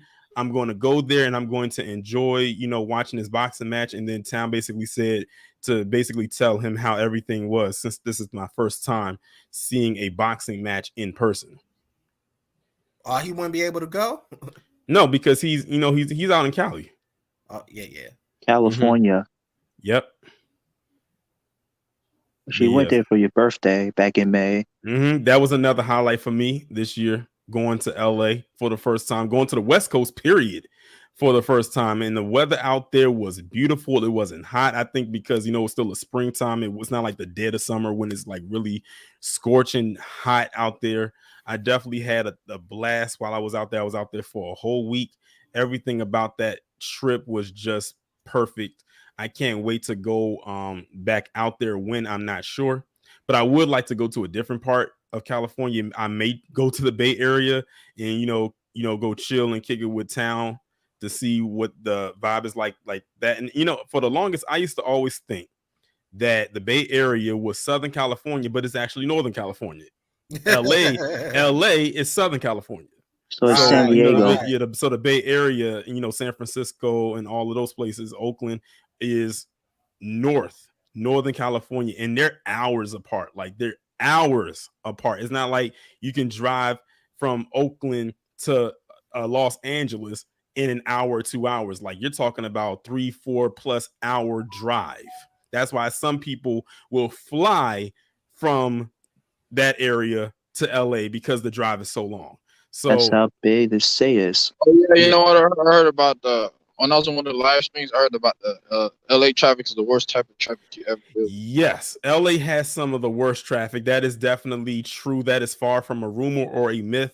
One thing I would suggest as a person who basically became a Californian for a week is to make sure that if you are going somewhere, to check on something like Google Maps and check to see when that rush hour is, and wait for that strip to turn green. If that thing is maroon or red or whatever, it's not the best time to be driving. Because where I was at, I was in the hotel I stayed at was East Pasadena, I believe it was, which is like 30 minutes from LA. So if I was to go out during rush hour, it would take me like a good hour to get to LA. Without it, with no rush hour and clear traffic, it took me about a 30-minute drive. So what's crazy? What happens if you like run out of gas on the highway? I don't know. I'm glad I didn't experience that, but I will say this: the gas out there is ridiculously high. When I was out there, the gas is like $6 plus. I don't think I saw one gas station that was below $6. Everything was $6 and higher. And one thing that I made sure to do is whenever I was driving, I made sure to make sure that the gas did not go below a certain amount, because I knew it was going to be hell on earth to refill that tank up. So, and then on top of that, the rental that I had was a truck. So, you know, they can burn gas real fast. So I was making sure that, gas guzzlers. I was making sure that I kept the tank filled up as much as I possibly could. And it was kind of hard considering I was constantly driving all over the place. So, you know, I did, but I mean, I made do with what I did and I made it. So, you know, it all worked itself out. How was the LA food? That's a very important question. The food was good. I think, you know, I did a live stream talking about that when I came back from the trip, but the food was good. It's a lot of Mexican spots out there. It's a lot of Mexican cuisine in LA, a lot of taco trucks, and it's a lot of Mexican food up there. Of course, I wanted to hit up some spots out there that I would not find over here on the East Coast, like Roscoe's. I even went to In-N-Out. But it was a lot of Mexican spots out there, a lot of them. That's not surprising because they pushing the black people out of certain parts that black people used to congregate. Oh yeah, it's a lot of Mexicans out there. Like if you go out to LA, you'll the Mexican to black ratio is no balance at all. They should be helping the people, not making the people suffer, especially black people that live in Los Angeles. Oh, they not doing that. I mean, we saw that what happened with that leak with Nuri Martinez and Kevin De Leon and all those others. That's one thing that stuck out to me. That's one story that stuck out. Was that leak? Was that audio leak? Yeah. Yeah, definitely. Yeah, and that audio was from last year, and they and it came out this year in October. Yeah, that was a pretty big deal when all of that went down. Would you happen to have a video coming up about what's his name? Akon? I do have a video. I do have a video coming up about him. I do have a video coming up about him. It'll most likely go up next week. Like I said, I have so many videos that's lined up, and I'm glad that when Professor Black Truth gave us that shout out, that he mentioned how he's only one person and it's hard to cover every single story. Now, keep this in mind. You got to think, you know, and I'm using Professor Black Truth as an example. We know that he does one video a day when he does the Moment of Truth every morning. I don't think he did one today, but he does the Moment of Truth every morning at 8 a.m. Eastern Standard Time. He doesn't do a video on Saturday, and then he gives us the Sunday address at like 10 on Sundays. This guy does one video a day. He has not yet done one video talking about Akon, and he easily could have knocked one out of the park, but he didn't. And the reason why I'm bringing this up is because when it comes to the new black media, there are so many arms and legs attached to it that you don't have to worry about trying to cover every single thing. Notice that I didn't talk about the Deion Sanders situation, even though people wanted my input on it, but I didn't talk about it. But there were several other people who did. So that's why it's like I didn't feel like worried that the story wasn't getting out there, because I knew other people were going to talk about it, and because it falls into the realm of sports and entertainment, a lot of people were going to talk about it, and a lot of people did. But hold on, let me get to this stupid chat, and shout out to the official auntie of the channel, Miss Sean. She sent a $9.99 super chat. She said, "It's party time, nephew. I'm still dying from the video with the sister with the power tool." Oh, she's talking about the one that I did the other day. Yeah, the one I did the other day. But yeah, definitely shout out to Sean from the Shy. Definitely a huge part of my channel. Like she said, she's been here since day one. She always, is leaving great kind words of wisdom, and that's something we definitely need on this channel. But yeah, I lost my train of thought. Akon. All I gotta say, the Akon, Akon got a lot of damn nerve. That's all I gotta say. He does, and I'm definitely going to, you'll hear what I have to say in the coming days about Akon, because it's something that I implemented into the video. Because the thing is, I can always, if there's something I feel like I need to go back and add in, I'll go back and add it. And it's something I added into the video itself that makes me glad I wasn't in a rush to put it out there. And it's something that I have yet to see anybody else talk about when it comes to this topic of Akon and him basically throwing Black American artists under the bus. I don't want to say what it is on here because somebody might be watching and say, you know what, let me go and put that in there. Not saying that I'm trying to hold it back, but it's something there that I felt that I needed to add in that's going to like literally put the cherry on top of this cake, because it needed to be said considering what he said. I can say something about Akon, right? The thing about Akon is, right, he talk about he helps people and all that. He don't really help people and whatnot. And not only that, he don't really help people and all that. He's been riding the coattails of American artists like that. Why don't he try to come back home to build his artists up in this area? But I think I'm dipping in depth in the room of what you're trying to talk about in your video. But that's my take with Akon. Oh, well, no doubt about it, because Akon definitely got his, like I said before, he got his bones off of Black American artists. He worked with them. Like literally, he like wasn't getting no airplay where he's from like that. So he had to come over here and make his fame. Like that's where he got where he got all his sales, but most of his sales from, was from over here. He worked with some African. Nah, he ain't push him like he did, but he ain't push him like he did with the American artists. Yeah, exactly, because he knew he wasn't going to like he knew he wasn't going to really get anywhere with artists from over there. And I'm not sure if y'all watched Dewan B or not, but Dewan, he I actually met him too at the Rally for Reparations. He is a music history buff, like it's a Black American music history buff, and they were having a whole live stream and even a Twitter space talking about Akon and how you don't have, like, who's the African equivalent of a Michael Jackson?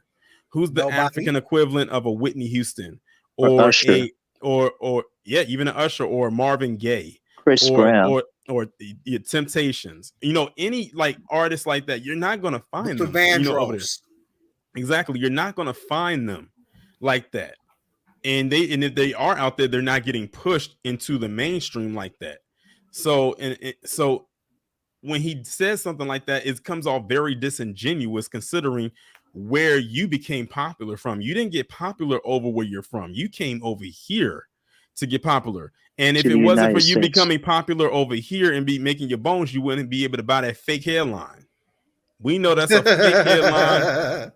We know that hairline is false and fake. Where's Akon City at? That's my question.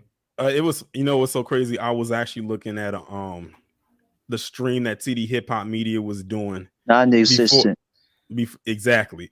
He was doing a live stream talking about that, and he went into some detail about some stuff involving so-called Akon City that I didn't even know. And it's like and like you were saying, Spidey, he has a lot of nerve to sit up there and talk down on Black American artists when you gave them a false city. Like, you had people that was really ready to rally behind what you was doing because it sounded good in theory and on paper and in blueprint. But when it came time to produce, it's like, what is this? Like, it literally was nothing there but dirt. That's it. Dirt and cinder blocks and a picture. He did a deal with the Chinese, pretty much. He pretty much sold his land out to the Chinese people. I don't know the intels of the deal or whatever it is, but I think that's what it is. Well, there you go. And that's why it's non-existent. I mean, if that is true, it's in their hands now. What can they do? I mean, they can do whatever they want with it. It's theirs if that's true. So, but like I said, he has no room to talk. Absolutely no room to talk at all about what Black Americans got going on over here in the U.S. Exactly. I thought that video that you did on CJ Pearson and Kyle Rittenhouse was pretty funny. Yeah, that was hilarious. Yeah, that and it's crazy. A lot of people didn't even know who CJ Pearson was. Did any of y'all know who he was before this? No. Yeah, I don't know who that is.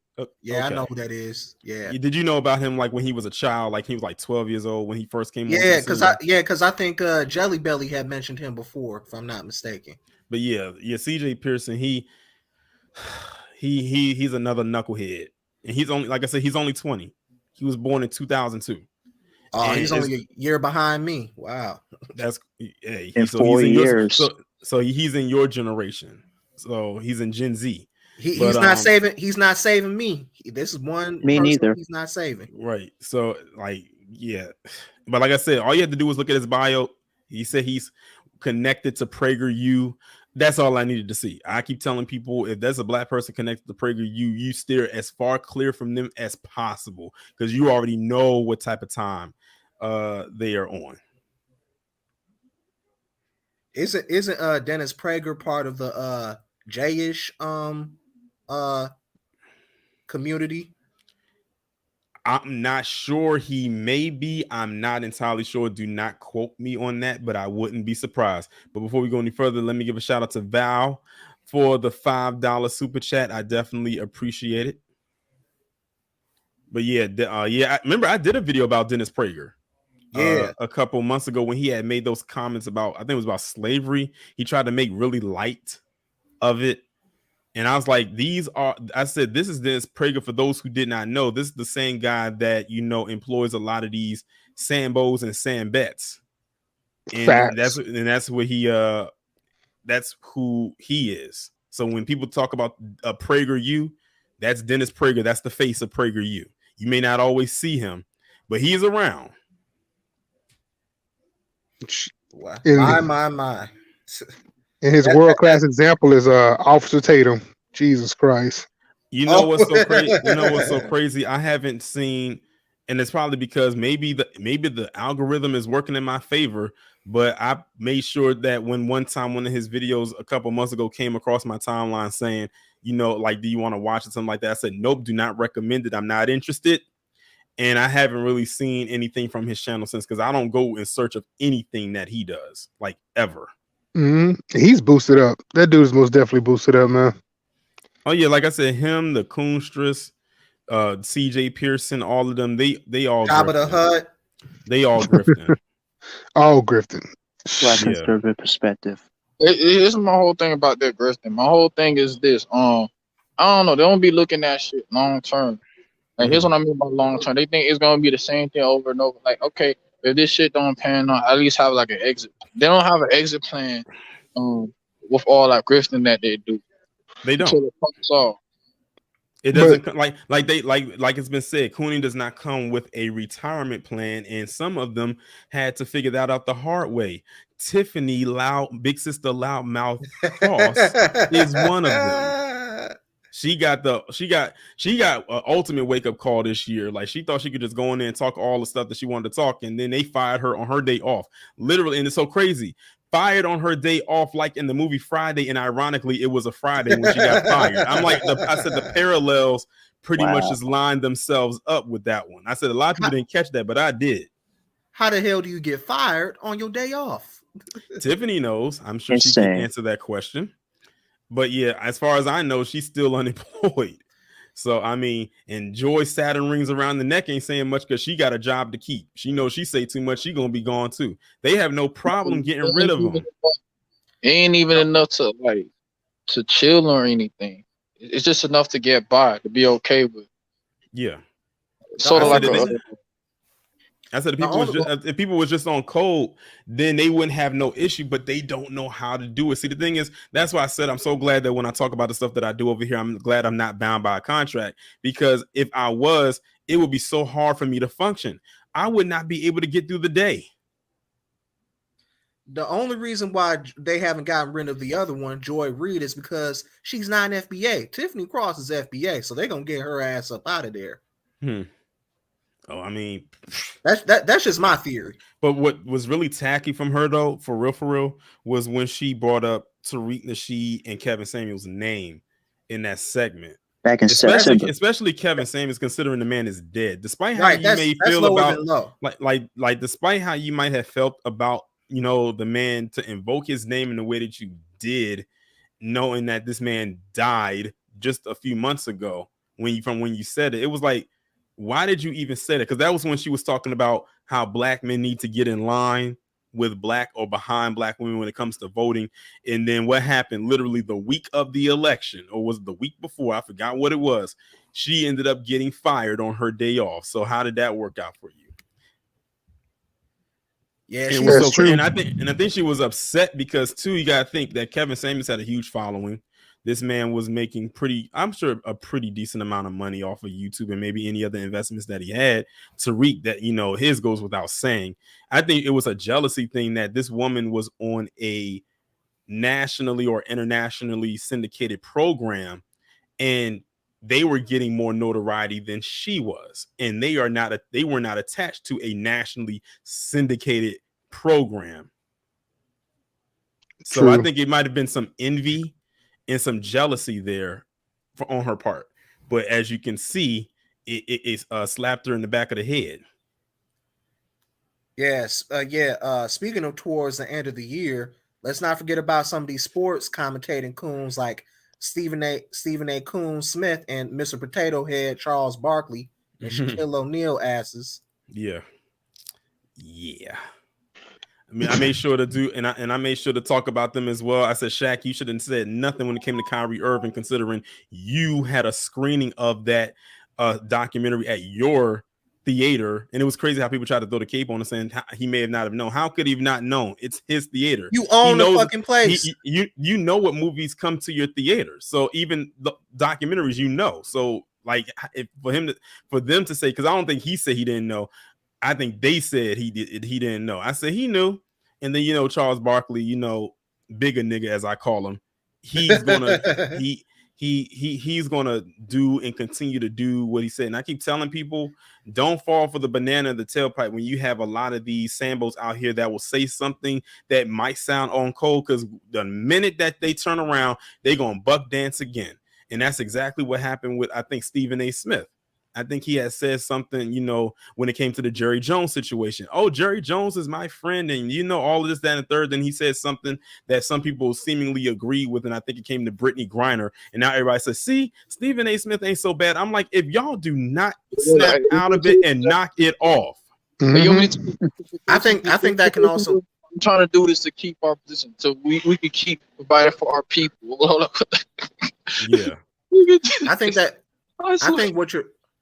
I think what you're talking about, Tori, can also be also associated with DL Hughley, because he'll say something that might seem on cold, but then he'll say some of the most egregious things if you catch him, like low key. Yeah. Mm-hmm. Like when Queen Elizabeth II of England passed away in September. And nobody, I didn't care. I didn't do not one video about her, but you had some people over there that was, crying the blues. In Britain, falling to their knees and shedding, crying rivers over her.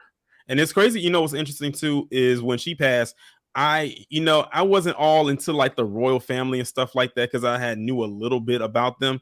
But when she died, I think I got so many history lessons about her in just that week alone from so many people in the new black media that made me realize I don't feel bad for them or for them or her.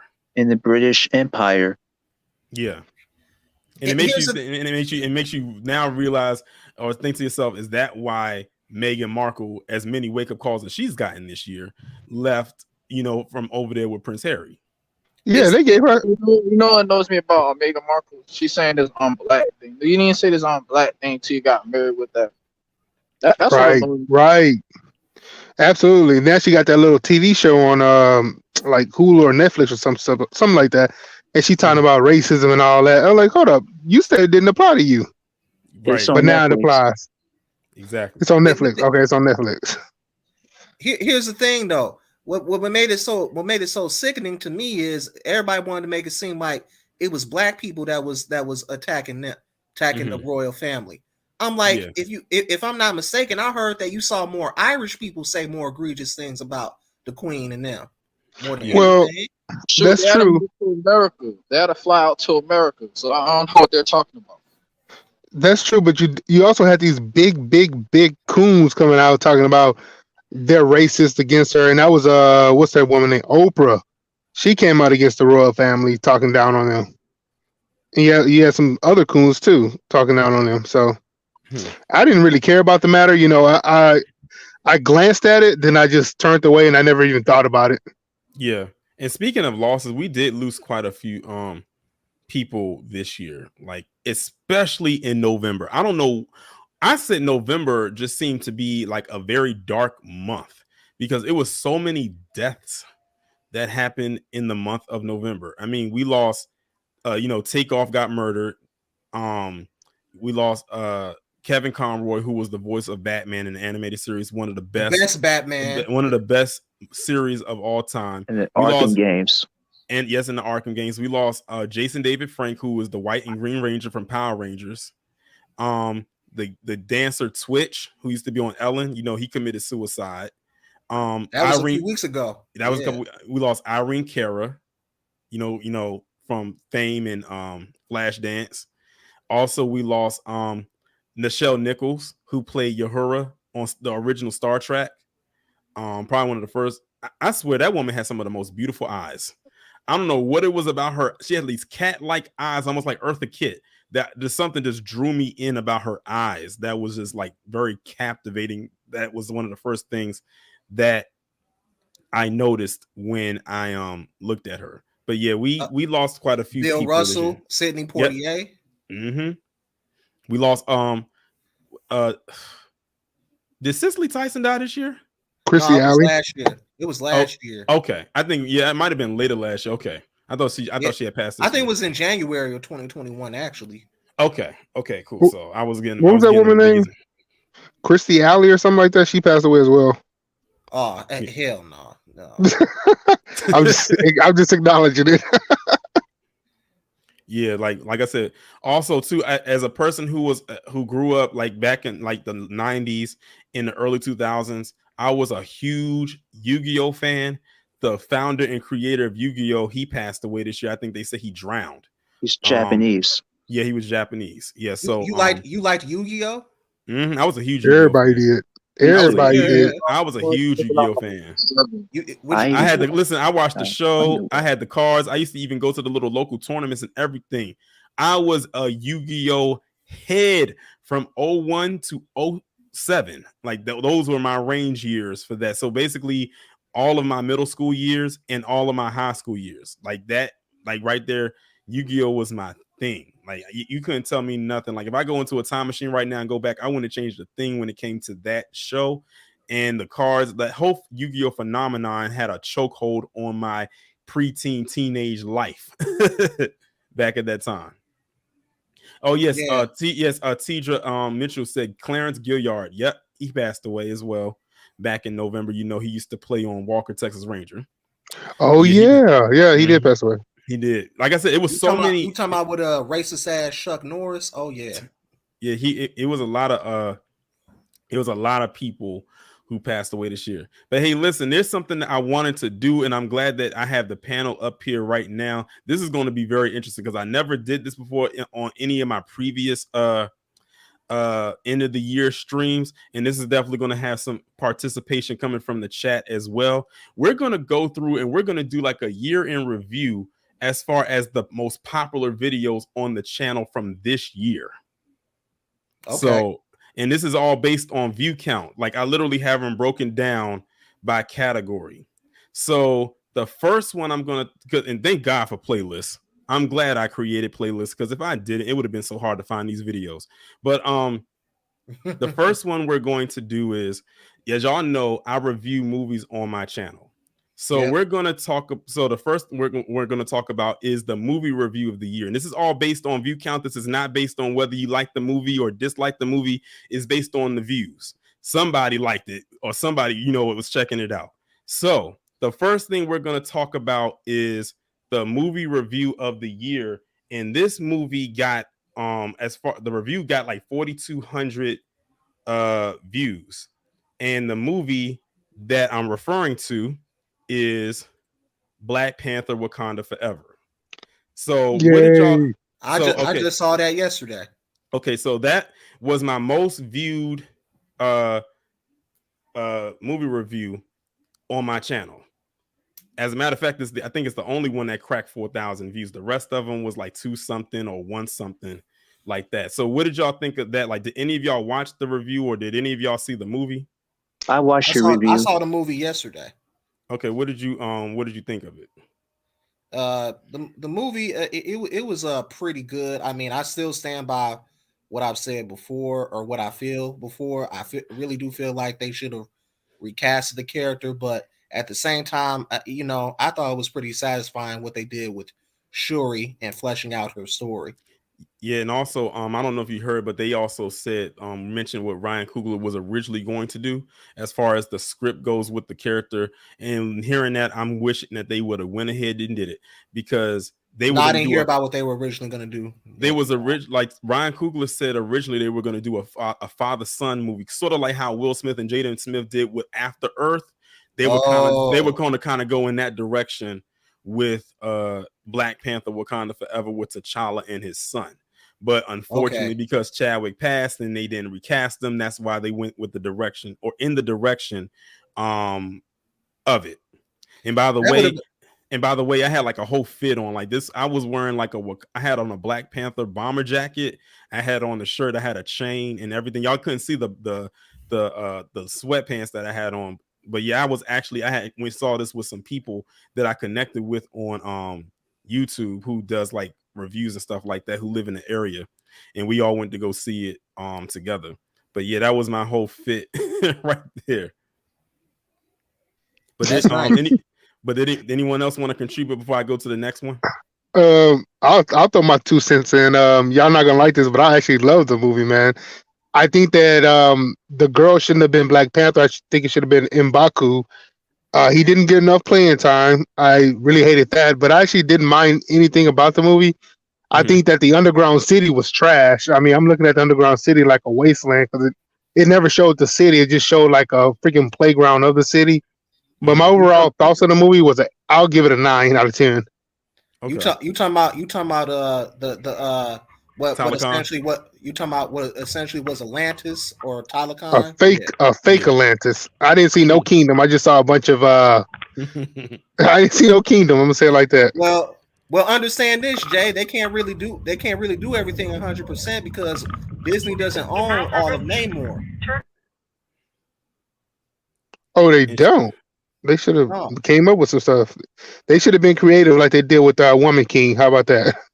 Yeah, because I don't think they even have complete and total ownership of the Namor character. Because a lot of people were saying that they wanted to try to do like a solo movie of him, but because they said they don't really have all the rights to his character, just some almost like how Spider-Man is. They Sony owns it, but they let Marvel borrow it, to make the movie and whatnot. Lease it out. Basically. So they don't have complete ownership of it. And before we go any further, shout out to Afro Elite for the super chat. He said, "Keep doing your thing, Torian B1. I appreciate you." And shout out to you. Shout out to Afro Elite for definitely having a lot of growth this year on YouTube. Like he had a lot of growth this year on YouTube and on Twitter. So he's definitely doing this thing. I can't wait to see how much further he grows going into the next year. Nice. And I also want to say this, Queen, I wouldn't go and see it right now. I know she commented that she didn't see it. I'm pretty sure it's going to be on HBO real soon or another platform, but give it to January and Wakanda Forever is already going to be out there. It'll probably be on Disney Plus. Oh, Disney Plus, yeah. Because it's a 45-day window. It might be on Disney. Has it been 45 days? I don't know. It might be on. I would say, probably check around January. Because if they was on Disney Plus, they would have announced it, but I don't think they have yet. But anyone else want to contribute? Or we can move on to the next thing. Yeah, one more thing before we move on. Yeah, I think Namor and the Hulk are owned by Universal. Just to be clear. So yeah. Okay, so let's move on to the next one. That was the movie review of the year as far as views go. Now the next one is collab of the year. This year I did so many collabs, whether on my channel or on other people's channels. I think this is probably the most collabs I've ever done. But one collab in particular that I did got over 9,000 views. And this one was when I interviewed, hold on, let me get it right, Marcel Dixon. Back in June. That's when I interviewed Marcel Dixon when he was running against Clyburn down in South Carolina. With them damn dry ass fish fries. Right. That brother doesn't get enough credit, man. Yeah, Marcel is a solid dude. Like really, he really is. Like he literally embodies James Baldwin. Like he's like the James Baldwin of today. Like for real. Like he practices what he preaches, and he's a very thorough brother for real, like through and through. And I'm glad that he was able to come onto my platform and allow me to interview him, especially since it was at crunch time when I did this interview. Like literally at the time that I did this interview, he could have been more focused on getting ready for the election, because literally the election was literally days away, and not even a whole week away, days away. But he took time out of his schedule, and he interviewed with me, and not only just me, but other people in the new black media. He interviewed with myself, Afro Elite, Black Alpha Network, Beatzilla, Kid Gravity, Tariq Nasheed, Kid Gravity, TV. Jason Black. Like he literally went around and interviewed with us because he knew mainstream media wasn't going to talk to him. They already listen. They saw a renegade coming. they wasn't about to mess with that. And shout out to Andrew Murphy for the $50 super chat. He said, "Happy New Year, brother B1. We want to you, and Happy New Year to you as well." Does anybody want to contribute to this? The U.S. needs more politicians like him. Definitely. Well, that's true, but there's a reason that they don't put him on the main platform. There's a reason that even Roland Bowling Ball Martin wouldn't debate him on his own show, because Marcel's out here. Yeah, Jelly Belly wouldn't even debate him because they know he's telling the truth. And if people see that what he's saying, that's going to disturb the voters to going out there and vote. That's why you saw black turnout down, and it wasn't because Marcel particularly, because they saw what the Democrats are doing.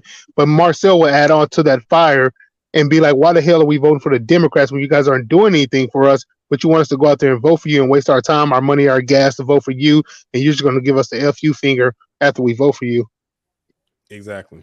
Yeah. I'll just say Pointless. this. Even though he's from another state, and I'm just over here in the Midwest, I'm just going to still encourage other people around the country that's FBA, and I'll say this.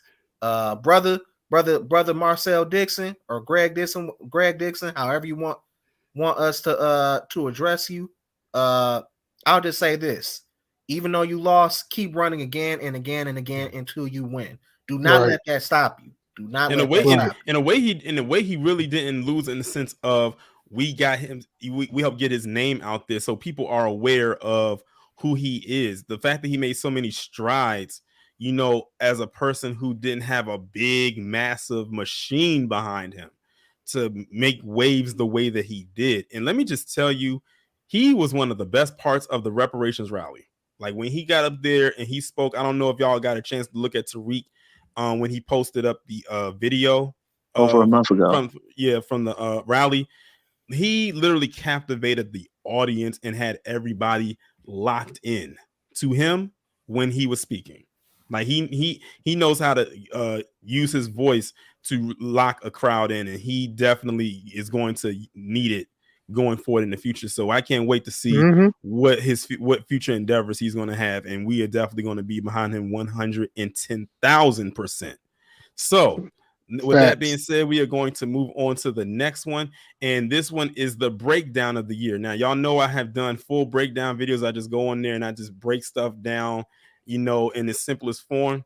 And I'm actually shocked that this one had the most views, and that was the one that I did on Rotimi.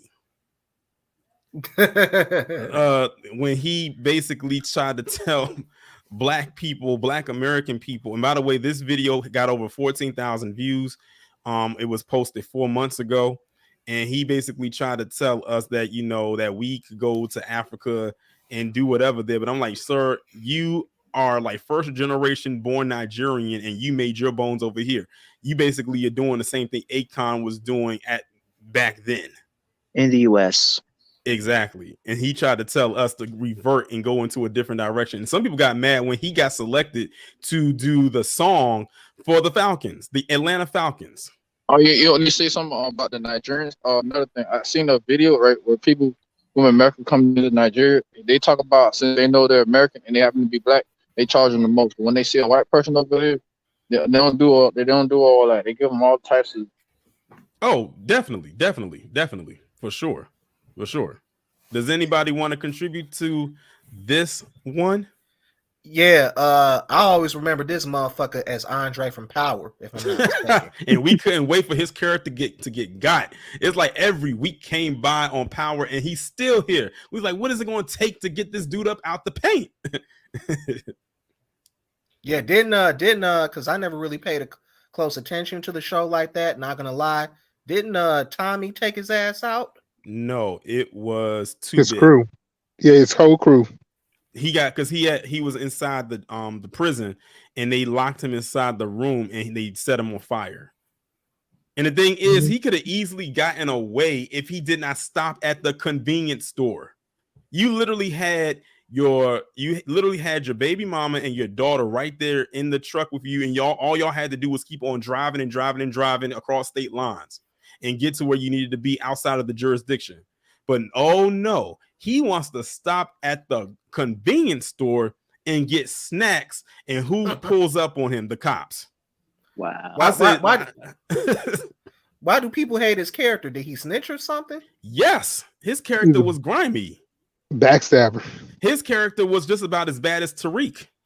I think people wanted him gone more than they wanted Tariq gone. Tariq has kind of grown on to me a little bit more with the new series, but at that point I couldn't stand Tariq. But now I'm kind of vibing with him. But Dre, he had no redeemable qualities at all. Like when it was time for him to go, it was time to go. This guy was literally one of those people that just kind of flew wherever the wind blew.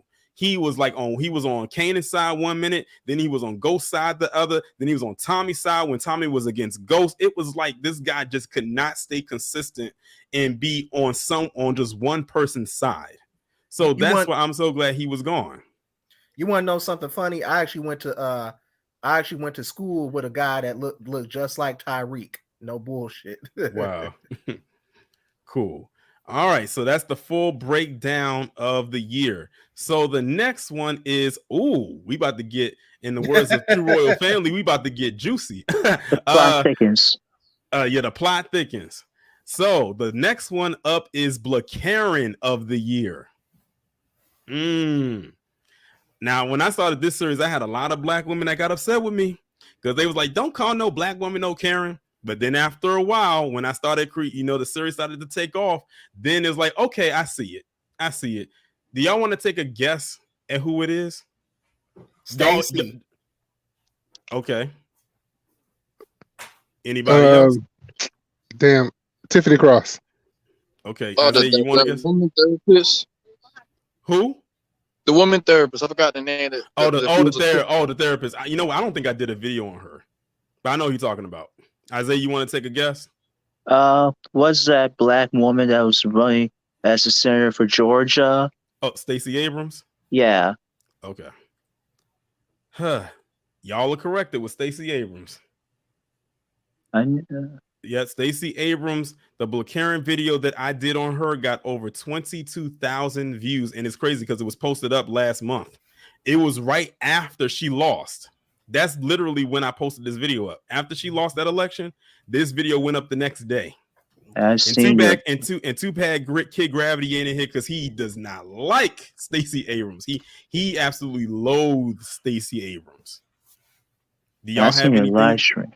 Do y'all have anything to say about it? I do. I'll let Isaiah go first. Yeah, I seen your live stream about her with Beat Zilla. And your reaction to the speech she made. Mm-hmm.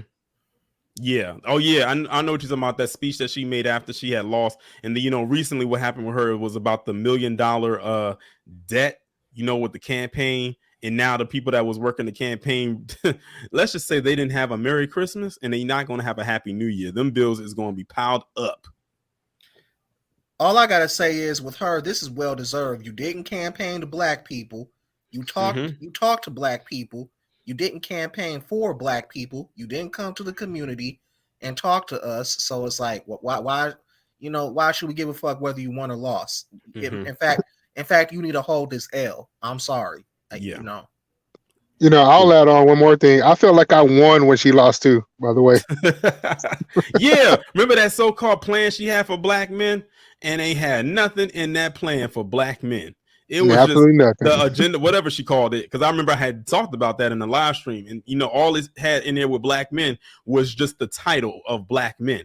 But when you read it, it had nothing to do with black men. And this is really literally coming off the cusp of her getting out in front of a bunch of Latinos that didn't vote for her. They all voted for Brian Kemp. So yeah, she definitely gonna hold and haul this L for eternity. That was pointless. So, yeah. All right. So naturally.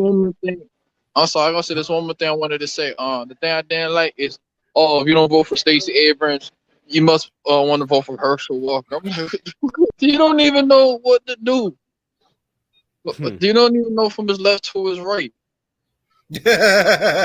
Also, too, when they were talking about Stacey Abrams, when she came out and made that statement saying, "If you vote," she says, "If you vote for me, I'll win," or something. I said, "What kind of campaign strategy is that?"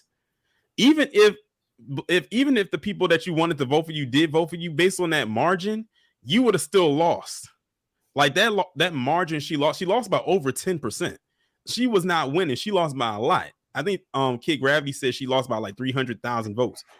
Yeah, that thing was dead on arrival. No, you know what it is? She didn't campaign. She didn't prepare. She didn't do all that. She came in and did all that in the last minute. To the flame, to the fire. Okay. And care to the wrong people. Right. So naturally, when it comes to BlacKKKaren, you know that the brother to the BlacKKKaren is the BedbucKKKen. So the next one up is the BedbucKKKen of the year. Who do y'all think that is? Y'all want to guess? The African guy in Miami, which he was talking about with his girlfriend. I forgot his name. I don't think I did one about him, but that's a good guess. I've mentioned him before. My guess is gonna be Jabba the Hutt. I mean Jason Whitlock. Okay. Kenny Walden. I just did one on him. Oh no, hold on. No, that was a triple P. My bad. It was a triple P. I'm gonna go for that was fun to do though. I will say that.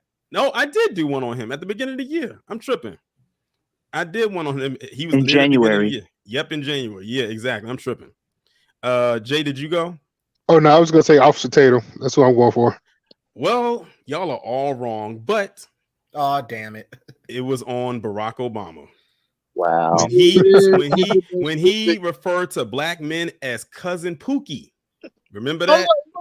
Oh yeah, when you talk about the future, it's not good for good man. Get all. I'm like, what the hell? You can't even talk. Yeah. That was offensive. When he referred to black men as cousin Pookie, that's the one that was the most watched BedbucKKKen video of the year with over 18,000 views.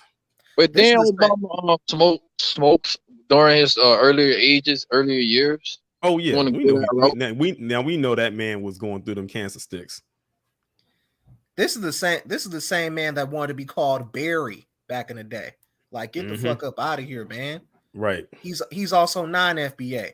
You had a white mother and a Kenyan father. So and also I'm gonna point this out. His white side was from what? Descendants of slave owners. If I'm not mistaken. Yeah. Wow. His mother's white, Caucasian. His grandmother would say racist things in front of him. He even admitted that. And why didn't he criticize his grandmother for that? We know why he didn't. It's a slave mindset. To add to that, he was raised by his grandparents, so you already know why he has the mindset that he has, because he wasn't raised by both of his parents. He wasn't raised. I mean, that's not an excuse. But yeah, Collab Kaepernick. It's a long story. I'm not gonna do all that. I understand. He just wasn't bred to be on code. It is what it is. Or maybe because the people who raised Colin Kaepernick, who wasn't even his biological parents, raised him better. So yeah, there's that. So yeah, Barack Obama is the BedbucKKKen of the year. So now we are going to go ahead and move on to the triple P of the year. Now I'm gonna be honest with y'all. Y'all ain't gonna guess this one because I didn't see this one coming when I was going through the playlist. But y'all can go ahead and guess if you want to. But I can guarantee you ain't gonna get it. Trust me on this one. You know what? I'm gonna have to ask you a question because I've seen this plenty of times, but I never understood what PPP was for. Triple P. Petty Pendergrass Productions. Oh, okay. Yeah. But y'all can go ahead and guess. As y'all know, it was so many that happened. So many that happened this year, but it was one in particular that really broke through that ceiling, and I really mean broke through that ceiling as far as views go. So y'all must have loved it. I'll be very honest. You're correct, Torian, when I'll say this. I am not sure about which one got the most views. I'm not sure. Anybody else want to guess? Well, you know what? Jonathan in the comments says Stephen A, so I'm gonna say Stephen A too. Okay. Anybody else? I don't know. Okay. All right. And like I said, this was going to be hard because nobody in the comment section or nobody on the panel was going to guess this. But the person who got the triple P of the year was this Asian man right here, whose name was Vincent Chung. This triple P got 30,000 views, making it the most watched. I think this is the most watched triple P ever. Out of any year that I've done it. To give you a little backstory, it involved this black man right here named Terrell Harper and this Asian man named Vincent Chung. Vincent Chung claimed that Terrell Harper had called him a slur, and the slur, quote unquote, was soy sauce. What? He said that he called him soy sauce, and he tried to make it where he could hit Terrell Harper with a hate crime charge. The judge took one look at this and said, "Get this out of my face." That's why I titled it Black Man 1, Anti-Asian Hate 0. That's literally what I titled it. I don't think I saw this one. I said Terrell Harper has become historical for being probably the first black man to beat the anti-Asian hate crime bill. I remember this one. But wasn't he a cop? Isn't he a cop that was arresting him at the time? I can't remember if he was or if he wasn't. I believe he was a cop, and because he was in right behind him. Mm-hmm. Yeah, there's a badge right behind him. Oh, yes, yeah. DEA. And because he was a cop and he was performing his job at the moment, you couldn't. I guess the guy couldn't sue because he wasn't a private citizen at the moment. He was law enforcement, if I'm not mistaken. Yeah. Mm-hmm. I think you did cover it. Yeah, I remember watching this video. Yeah, he tried to hit Terrell Harper with a hate crime charge because he said he called him soy sauce, and they was like, "Huh? No." Get out of our face with that. And he probably left with the screw face after that. And Terrell Harper probably laughed all the way out the building if he was even there. But yeah, and I wouldn't be surprised if it's something that he started, because a lot of them will try to provoke you into doing something so they can hit you with a hate crime charge. Provoke. Yeah, that's probably. I wouldn't be surprised if that's what he did. But you know what? Now that go ahead. I was gonna say, he probably left that courtroom, went over to a Chinese restaurant, and ate some soy sauce. Wow. After that loss, he probably never. He probably never looked at it the same. Korean, Japanese. Damn, you going that far, Jay? Huh? You going that far? All right. So now this is where it's going to get fun. So I already went through the BlacKKKaren, the collab of the year, the BedbucKKKaren, and all of the triple P's of the year. Now what I did was I went through every month and pulled up every most watched video from January down to December. And we're going to discuss the most popular video by views per month. So this is literally we're taking a trip down memory lane. And this also determined who was here during that time and who wasn't. But I'm sure everybody who's on this panel was here during that time. And most of the people in the chat were here during this time as well. So the first one we're going to talk about was of this video where it went viral of these black men walking in suits. Do y'all remember this video? It was a TikTok video. No, I don't remember this. Nah. Okay, it was a TikTok video where it was a bunch of black men. They got together and was wearing suits, and they were just walking around basically showing black men in a certain light, in a very positive light, because they always try to paint black men in this very stereotypical way. But the reason why the video itself went viral is because of the response from those black feminists.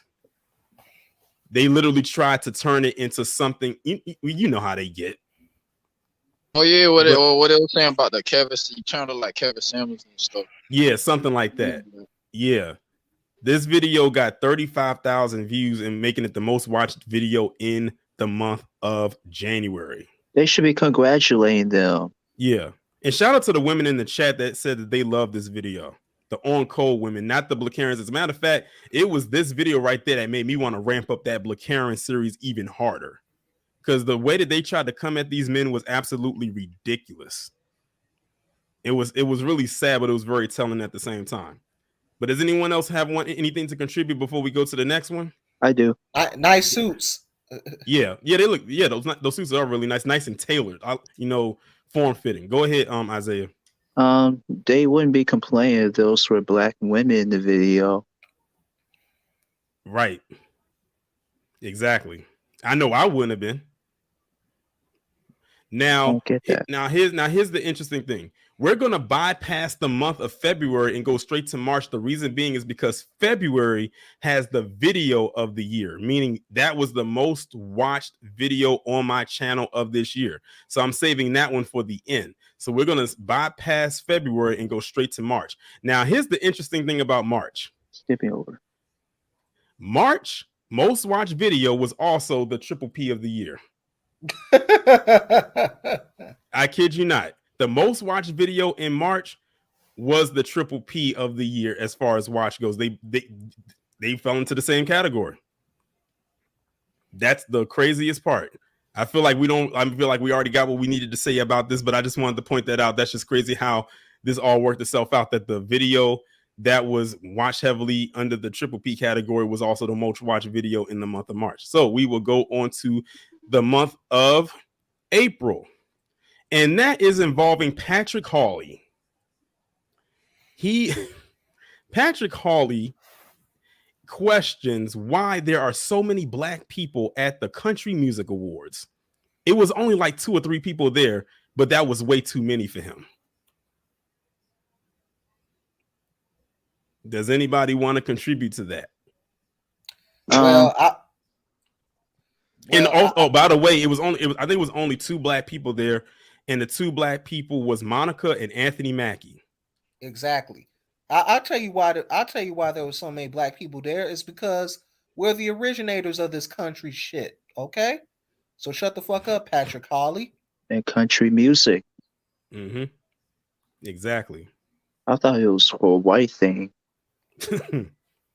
Yeah, it's because I remember when Beyonce had performed at one of those Country Music Awards shows with the Dixie Chicks a couple years ago, and they was like looking at it sideways, like, why is she here and whatnot. But not little do they know, the ratings went up during that segment, and the minute that they got off stage, them things dropped right back down. So I thought that was very interesting. Does anybody else have anything else to say about this?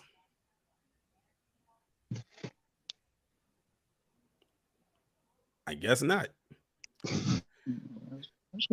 All right, so the next one we're going to talk about is the month of May. Now, here's the craziest part for the most watched video for the month of May. Our birthday month, May. Exactly. Well, shout out to the May birthday, specifically the Tauruses. But the most watched video for the month of May was not even a video that I posted this year. It was a video that I posted like 3 or 4 years ago. Really? And that was this video of this man finding this little boy abandoned out in Philly. You mean a city of brotherly love? Yeah. 3 years ago was when I posted this video, but it was the most watched video in the month of May. Oh. And it wasn't even posted this year. That's the craziest part. This was 2019. Yep, that's crazy how YouTube works. Like, this video shot back up. I think what someone was telling me is that they saw the video. This video ended up on TikTok, and I think that's what boosted the numbers back up. So that's how it happened. Yeah, so that was the most watched video. I think in May it got like 16,000 views just out of nowhere, just on this video alone. So it added on to the already 322,000 that it has. Anybody got something to say? So who found the child? It was a black guy. It was a black guy that found him. Good. He was like, as you can see, like, the boy, all he had on was his coat and his cup, and that was, you can see in this picture, he's crying. And why would they leave him out there in the cold weather? Because I think what it was, I think that they said that he was being babysat, and the person who was babysitting him wasn't watching him, and he just kind of wandered off. Irresponsible. And he got lost. So, and this black man found him and brought him back, and it became a news story. But see, yeah, this video to me shows that black men can be heroes, hands down.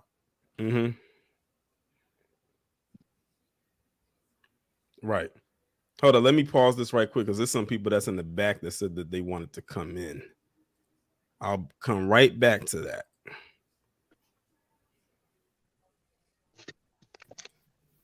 Shout out to the chat. What's going on, Jonathan? Hey, it's Hey guys. Doing good. What's going on? Yeah, Jonathan? we just going through these videos of the year. Yeah, I saw. Yeah, so I just wanted to bring you back in, and you can just hop right on in because I'm about to go back into it. All right. Thanks. All right, let me get back into it. Let me see, where was I at? You were about to hop into June, I think. Yeah, okay, cool. So yeah, this was May. So now we're about to go to June. And this one I titled, it was called Proof the Asian Crime Report Twitter page is anti-black. This was the one where you had this Asian man who was inappropriately touching this minor girl, and these black men literally dog walked him, as you can see right here from the thumbnail. That's what this is right here. But the Asian Crime Report page tried to make it seem like these black men were jumping him to try to make a claim that they were being racist against him because he was Asian. No, this they video wasn't. this video had 15,000 views. Oh, yeah, I remember that video. They're just making that up. Yeah, they made it, and it got exposed that they were lying too. So because the actual story came out, It's all propaganda. You know, this is the behavior that black people should be doing, though. You know, like protecting that sister. I believe they were protecting the sister, right? Yeah. Yeah, that's what this is the stuff that we need to be doing. Like, even though that these idiots came out there with this false narrative, man, at least the truth came out eventually, and this this pervert got what he deserved. To be honest, exactly, most definitely. Anybody else got something to say? Hey, they gave him a tri-state ass whooping. Right, and he's lucky that they wasn't too violent and threw him onto the tracks and a moving train was coming, because like the way they was going in, like it was nonstop. One of them guys, he was like a machine when I was watching the video. But yep, that was the most watched video for the month of June. That reminded me of from a decade ago. What's that? That reminded me from 10 years ago about someone got pushed in front of a moving train. Yeah, and they assumed it was a black guy that did it on purpose. Is Maryland part of the tri-state, by the way, area? No. Okay. Tri-state area is New Jersey and New York. Okay. Yeah. So now we are going to move on to July. The most watched video for the month of July was about, it says, random Becky throws her drunken self at a black man at a bar. Some of y'all probably remember this. Like, this woman literally could not keep her hands off of this black man. Meanwhile, her whole boyfriend was trying to pull her off of him. Penis envy. Yeah, I definitely remember this video. Yeah, like she literally was not trying to let this man go. You would have thought that this was a man she probably had a with. I said, did she see this man somewhere else in another life or in a dream? Because she was like literally, like, if she could have threw herself, like literally jumped on him, she would have. But she embarrassed herself and her boyfriend in that bar. Like, this guy, and the black guy was literally trying to get away from her. I remember watching, it took security, multiple security to get this woman off of him, plus the boyfriend. Wow. Like, she was literally stuck to him like glue. Like, she was not trying to let go. But we all know how this looks. In this climate, we know what that looks like. Anybody want to contribute? Hey, this is how Becky's get down, man. They you know, they hate us deep inside, but you know, at the same time, they always claiming for black, you know what? I was going to say, you know, we black men, you know, gotta be careful out there. Most definitely. All right, let's move on to all. Go ahead. Like I said, but you got some black. Well, y'all can hear me? Yeah, I can hear you. Yeah, but you got some black men who don't care if, you know, if they get into some serious situation. Yeah, unfortunately. All right, let's move on to July. Now, August. Now, here's the crazy thing about August. August is literally the same one as May. Now, here's the crazy thing. Again, a video that was posted 3 years ago got boosted up in views for May to make it the most watched video, got boosted up in views again for August. And when I was looking at it in the month of August, it got 48,000 additional views. May was 16,000. So it got more than double in the month of August. Even with all the stuff that I was talking about in August, this one was the most watched. It's crazy how YouTube works, how it circled right back around 2 months later and became the most watched video for the month of August. Again, a video that I didn't post this year. Crazy how that works. But we already talked about this one, so we'll just continue to go forward. Now, I can't wait. Y'all better contribute to this next one. Because this story right here was everywhere when it happened. And that is for the month of September. The most popular video was Tiffany Haddish and Aries Spears scandal. Oh, hell no. This was the most watched video on my channel in September with 56,000 plus views. Go ahead and speak on it. Do you know that Aries Spears' ugly ass is still, or gremlin looking ass is still going on DJ Vlad O'Reilly's YouTube channel talking shit? Like, I can't believe it. He probably feels he's in the clear. You know what? I think Blacklight covered this, and I saw the actual video, and I was like, "What the fuck is going on, man?" Mm-hmm. I just saw half of the video. I couldn't even watch no more of it. I just saw half. Mm-hmm. Listen, I'm not watching CP, so it is what it is. And on top of that, to end this, remember the family actually dropped all the charges because I think Tiffany she caked them off, I believe. Yeah, I think she slid them, greased them palms a little bit. So that makes that makes sense because she's the only one out of the two that's still somewhat relevant. Yeah. What's the last thing that you just seen Aries Spears in? Maybe a buffet. I love buffet restaurants. Possibly. That's probably the last place you saw them, was at a buffet spot. But yep, that was the most watched video for the month of September. Somebody driving? I think that might be Don driving. I don't know. Yeah. Can you mute yourself? Yeah, thank you. All right, so that was September. October. The most watched video for the month of October was that video that I did about the white mother who told her white daughter that if you are in danger, to seek out a big black man because 77% of child predators are not black. Yeah, I remember this video. Y'all remember this video? Now, this video had the comments turned off because it had a child on the picture. So they turned the comments off. But yes, this video had 21,000 views. What was y'all thoughts about that when you first heard, when you saw the video and heard that? Because some of y'all probably have never heard something like that before in your life. I know I haven't. And how did that make you feel? And especially since I have all men up here, all black men in particular. How did that make you feel hearing that? Offended. Really? Yeah. Fuck off. Typical white bitch move. I wasn't offended. I was like, oh shit, okay. I wasn't offended though. Not all black men are like that. Yeah, when I first heard about it, it's like, okay. Yeah, like I said, I'll admit it caught me off guard because I was not expecting to hear that. Oh, wait a minute. It completely caught me off guard, but I was like, okay. know, but you know what? I said I know it probably pissed a lot of white men off. Because this is a white mother telling her white daughter not to run to go into the arms of a white man if you're in danger because they might try to snatch you. Yeah. So I know it was probably some white men that was pissed about that. Let me tell you why she said big black guy. It all fits into a fetish. Mm-hmm. I misinterpret that. I can see that. Definitely, for sure. But that was the most watched video for the month of October.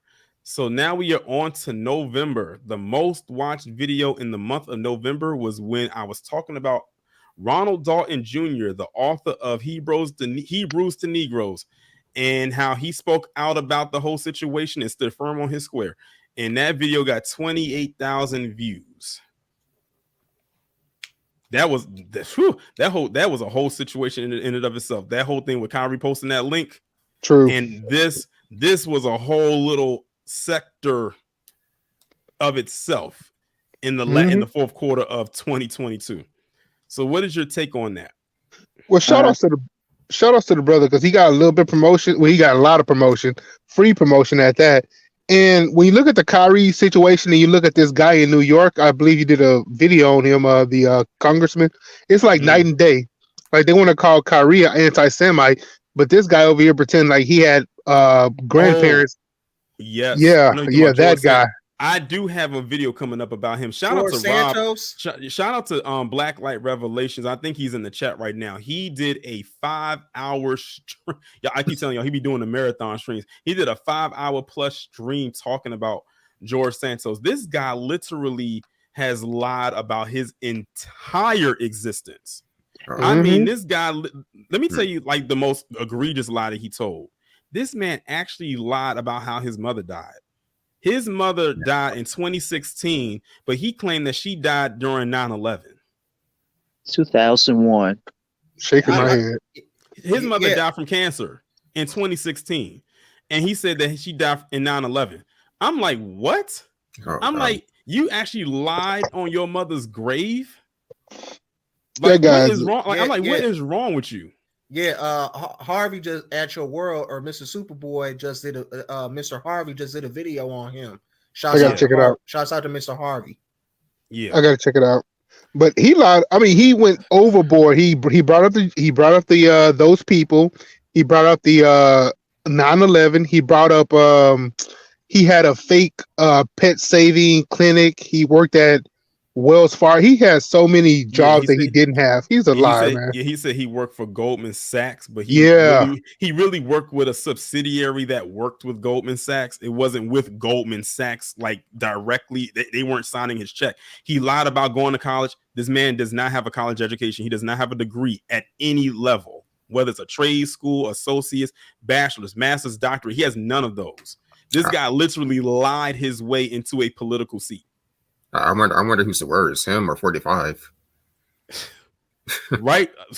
Well, 45 got more notoriety, but this guy right here, listen, this guy's whole life is just one big fallacy. So only in New York. So we are now down to the month of December. Don't forget, we still got to go over which video had the most watched one.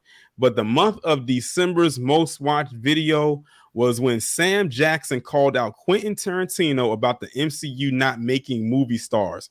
This was posted 2 weeks ago and got 78,000 views. This is a fast growing video. Just to be posted 2 weeks ago. It's almost at 100K. But what did y'all think about this? Don't mess with Sam Jackson. Quentin Tarantino need to go sit down somewhere. What'd you say, Spidey? Quentin Tarantino need to go sit his ass down somewhere. You know what I actually found out? I actually found out that that Wilt Chamberlain actually slept with his mother. Oh. And it was a picture too. Like I saw the picture, I was like, wow. I said she was one of the 10,000. I said who wasn't in Wilt Chamberlain's little harem? Well, I can't even say little, big harem, because 10,000. Sheesh. But yeah, I had read that somewhere. I was like, whoa. Okay.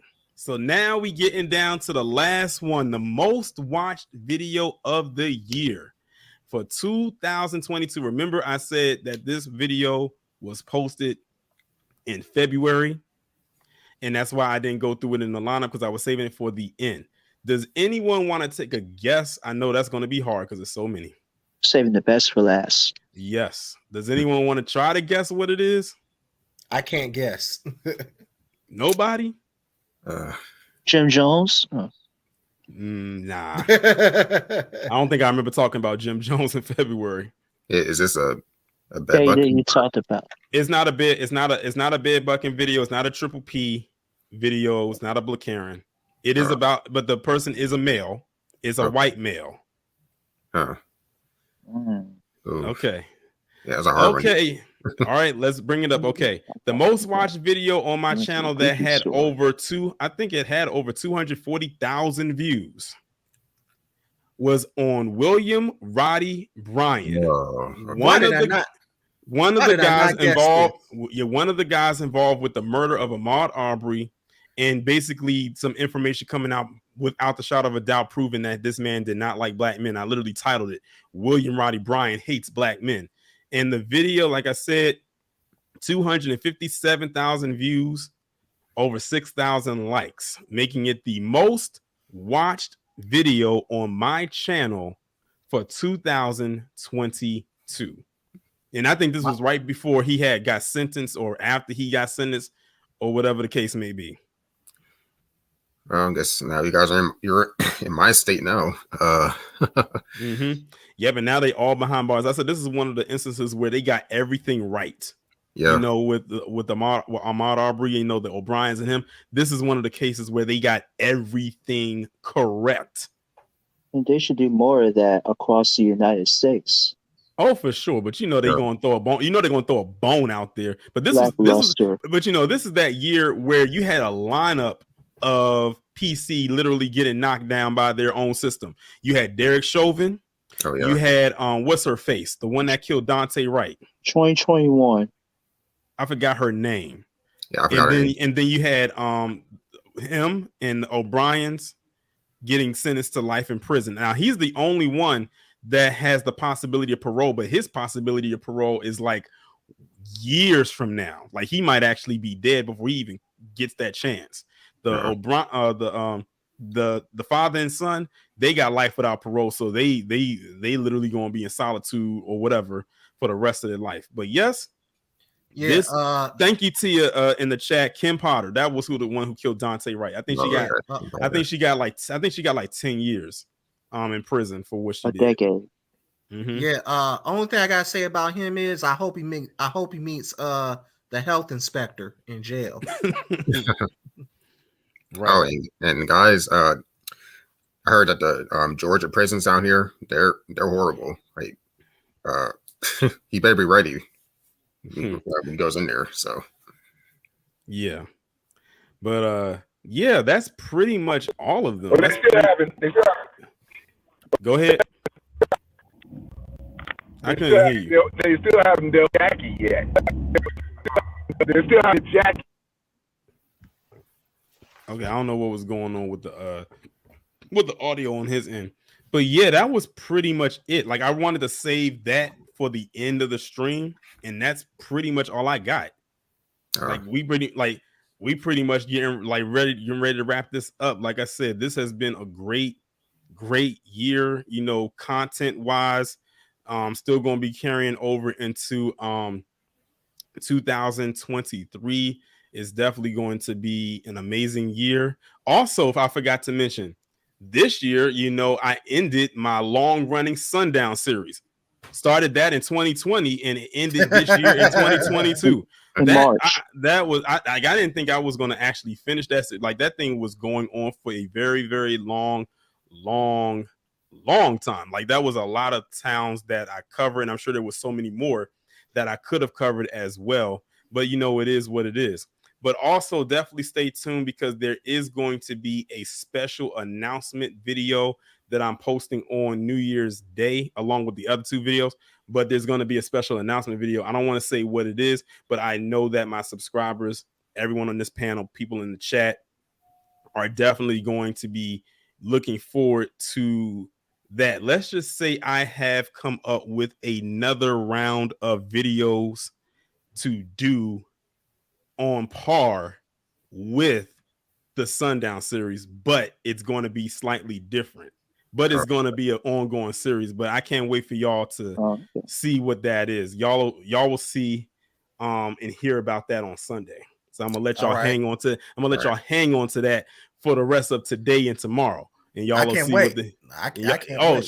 trust and believe. It's gonna be worth the wait. Trust and believe me. Y'all are gonna really enjoy this. I'll say that it's probably not going to be nearly as long as the Sundown series based on how I have everything structured. But if I'm looking at everything correctly, it's probably going to take up at least the first 6 months of 2023. So it's going to be here for at least half the year. So I can't wait for y'all to get a hold of that. But that's pretty much the end of the stream. Does anybody else anyone have any closing words before we get up out of here? It's my first time being on the panel. Welcome. I'm glad you came on. Yeah, my first time. Cool. And I had a really good year 2022. Cool. I just wanted to say they're building a statue of I think John Euless here in Atlanta in Decatur. I just want to hear your take on that, Torin. What you got to say about that? Does anybody else want to speak? I mean, because I have nothing to say about that. I have nothing to contribute to that at all. I was gonna say I know it means nothing. When I first heard of it. Right. I mean, it is what it is. What are they gonna put good trouble on the bottom of it? Oh, no. I've never liked that phrase. I said, how does that work? Yeah. Never mind. Maybe it's one of the mysteries that we're not supposed to figure out. Uninspiring. Because I don't get it. Anybody, who want to go next? Looking forward to 2023. Yeah, I am too.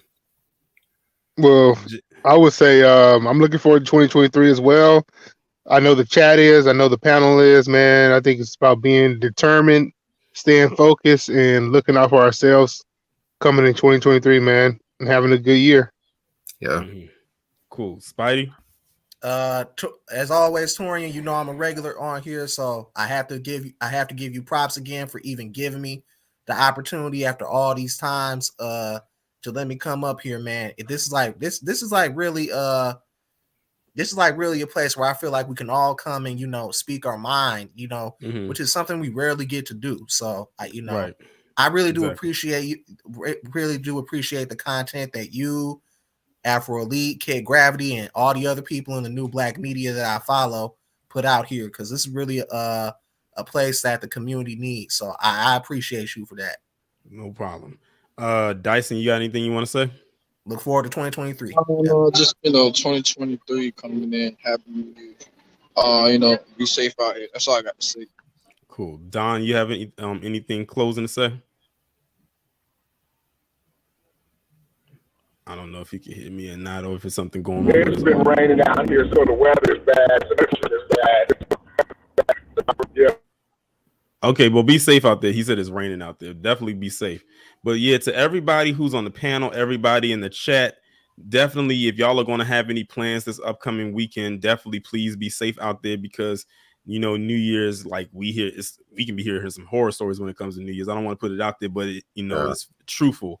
But definitely be safe out there if you are actually attending any type of festivities, because I do want to see y'all all coming into 2023. We had a very impactful 2022. A lot of stuff happened. A lot got accomplished. I think one of the biggest accomplishments that came down when it came to Black people, specifically Black Americans, is the push for reparations has literally gotten really, really, really pushed out there. They kind of try to throw all types of hurdles in our way, but we managed to knock each and every one of them down. The fight is still here. It's still going on. Everybody, I'm finding that this year a lot more people got on code in a major way, which is definitely something that was lacking at one point. And I think probably after 2020, that's when the light bulb went off after George Floyd. Is Tyreek gonna do another rally? I'm just curious. I know he's supposed to be doing a expo, like a FBA expo, I think in Dallas, in May, but I think they're still working all the details out. It's supposed to be in Dallas. I know that I might want to go to that. I think he was trying to do something with that as far as the next big FBA event. I might want to go to that. Yeah, so I'm sure you keep watching, Tariq, he's going to drop more details as time moves closer to the event itself. But yeah, I think that's when the next FBA event is going to be. So that's going to be phenomenal. So I can't wait for that. But yeah, what were you saying, Jonathan? I was going to say, hope 2023 will get our reparations. Exactly. I doubt it. Keep hope alive, but never take your foot off the gas. Definitely. Oh, Palace said in the chat, she said Dallas, Texas, Memorial Day weekend. So that's when they're looking to actually doing it. That's going to be very interesting considering Memorial Day weekend. You know how packed that's going to be. At least travel wise. Crowded. Take it from somebody who used to work at an airport. When it came to them holidays, especially Memorial Day, it was the worst to deal with all those people and all those bags. Very crowded. It was a lot, but yeah, I mean, not Xmas. Well, around that time, believe it or not, yeah, but like leading up to that, it was busy, but after it was slow. Like in the winter months and when in the airport, it was very slow because no one wanted to travel when it was cold, and that's when the tickets are cheaper. So they try to get people to fly during those times. Like this time now, January, February, and before spring break for the colleges and the schools in March is the slowest of operations for the airport. It's like hardly no flow of traffic coming through there. Yeah, that's no surprise. It's silent. Like it's really quiet. Right. It's the best time. You have the most downtime, but the worst part is that you can get real boring real fast because you're not really doing anything. I think the busiest time is probably the morning, but I used to work the afternoon shift. So by the time it got to a certain point, it would be hardly nobody there. We were just sitting there on our phone or talking to people or walking and wandering around the airport. And that was about it until it was time for us to clock out. But yeah, with that being said, packed. Oh yeah, most definitely because the kids out of school. That's high volume vacation. Yeah, the summer is always going to be busy. But I'm sorry. Go ahead. I was going to say, I mean, you said April is usually the time when it's slow. Huh? You said April is the time when it's not so busy. You said April? Airport? Yeah. No. From January to the first half of March is the slowest. Oh, okay. Because it's cold during that time, and then when spring break kicks in, that's when it becomes busy again because now the college kids are traveling, parents are traveling with the other kids because of spring break. So this time is when it's kind of slow because people are already back probably from their vacations and getting ready to go back to work and whatnot. But the winter months, especially on the East Coast, is don't travel that much because it's so cold. Then it might snow. So there's a lot of cancellations or a lot of delays. So no one's trying to deal with that. So yeah, this is the slowest. This is probably the slowest time at the airport, at least where I'm at right now. But with that being said, hold on. Let me get BlacKKKaren in just for a little bit because I know he always tries to get into the stream, but he always has an issue. So I'm gonna let him get in right quick.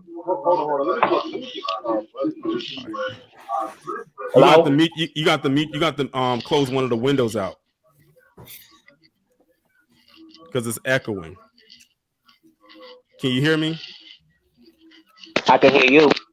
All right. All right. I can hear you. All right, cool. All right, what's going on? Can you hear me? I can hear you. Oh, cool. Finally. Hey, what up, Joey? How you doing? How you doing, my dude? I'm doing good. Good. I finally got to talk to you for a moment, see how things going on. Fine. So the last minute before this year, or so called this year, about to end in the last minute. So glad to talk to you for this moment. Okay, cool. Yeah. Because I know that you it was times when you would try to come into the stream when I would do the Freestyle Fridays, but you always had issues. But now you finally are able to get in. How ironically, the last stream of the year. So it's like it kind of all worked. So it all kind of worked itself out. Yeah, I just had to get this last moment before this go big end before the year comes to a head. Another 2 days of this struggle time in a way for the past struggle 2 years that we are dealing with and stuff like that. Yeah. Just wanted to say I'm grateful that everything that's going on around here and stuff like that. I know you can understand me, but I gotta think of a lips and all of that stuff. So it's probably that's how it sounds. Okay. I don't know where everybody can hear me, but that'd be cool. So I just want to be saying happy, just grateful for another year to come through and stuff like that. And my birthday been passed. It's the 11th of this month. That's during Okay. Happy 32. belated. Happy Okay, belated. thank you. Thank you too, my brother, or whatever his name is. Yeah. I don't have much to say about anything that got on my mind, but all I have to say is this year is probably somewhat of a packable year or somewhat in the highs and lows. I always know everything could be a high and low moment stuff because nothing always never go be peachy clean and more calm like the rest of the whole world, like everything like it's going on. So I don't have much to say, but all to say is how did you just say your the good work how you help out the black the black media and all that stuff. You and all the other ones who listen to and the ones that barely listen to, they're questionable at sometimes. But through all that, I just grateful to have this words to talk to see how everything is going on and all the news that you talk about, especially what's going on and what nothing's been picked up for the so-called mainstream and stuff like that and all that. But yeah, you the man want to be get the real story out there, but you ain't the only one. So I'm thankful to talk to you this morning and all that and be because I'm trying to do the same thing on my channel. I'm Okay. starting to so I'm starting doing some list what a year ago been because I've been seeing my videos of both all my channels and stuff like that. So I'm trying to do that in this morning where I have my schedule be filled and all that. So I'll be getting ready for the next year to come. So you can Okay. see my contact and all that and stuff like that. And you can see what I say about what's everything going to, and especially for us, probably like the FA or B1 and stuff like that. We all have to stick together and be all cool and do whatever to help out or each other to see if we get need to get our reparation if it comes through or not. I don't know if it comes through, but I hope so. It can come through in another time or no that. Keep your confidence that it's going to happen, not if it's going to happen, when it happens. It's like, keep it like at a point where you, even if you have to say it to yourself 10 times a day that it's going to happen, that is definitely going to happen. That's true. That's true. Definitely be confident. Like I'm saying, like if everybody else can get whatever it is that they can get, and some of them don't even ask for, they just give it to them. Then with us, it's going to happen. I know you have a lot of detractors out there that say that it's not going to happen, but we just bypass that. We turn our ears off to whatever it is that they say, and we just keep pushing forward because it's made, like I said before, it's made so many strides. They thought it was going to be a fly-by-night operation or something that wouldn't get off of social media and just remain there. They thought it was going to be something that was going to be here today, gone tomorrow. But as you can see, it's still here. It's made it to certain people's desk. Even if they try to play around with it, they can't deny that it's there in their face. But yeah, definitely for sure. True. But yeah, It's established by their face, but they gonna play it off like, we could deal with that they were everybody else because they're getting everybody death but us because they've been doing the same BS to be showing us for the past God knows how long. So that's gonna be annoying. It's gonna be all cricket soon. So that's gonna be over and done. Okay? Especially in this administration. Oh God, I have no words but to say it, but MUCK to all that stuff like that because all the foods that sell is fitting to him, especially the bootleg like Warren and all of that, especially the ones that others who is you're not familiar of like this what's his name Confusedly I call him Confusedly but you can find him somewhere so he can say about his relevant and stuff like that. Constant sleep, that's what I'm talking about. So you can look him up another time, but sure, yeah. I hope reparation comes through and all that, and what it's coming through. We just go see what's going to happen in the near future and wait and see. Mm-hmm. All right. Well, it was good. Well, it was good. It was good talking to you. You finally came up here. You finally got it. You know, had a chance and opportunity to speak to me, like informally, like, you know, introduce yourself to me. And now I can like really see what type of vibe that you were on. But I'm glad you was able to come up and I was able to get you in like right here at the last minute, right before I was getting ready to end the stream. But I hope you have a I hope you have a good the rest of your, you know, rest of your 2022. Going into 2023. I'm sure you will definitely be back, you know, again. But definitely shout out to everybody again who came on to speak. Shout out to everybody who was in the chat. I'm about to cut the stream. I will be, of course, back on here tomorrow, you know, to give y'all the 3 videos of the day. I can't wait for y'all to see what I have to say and talk about, but I definitely can't wait for y'all to see that announcement on Sunday.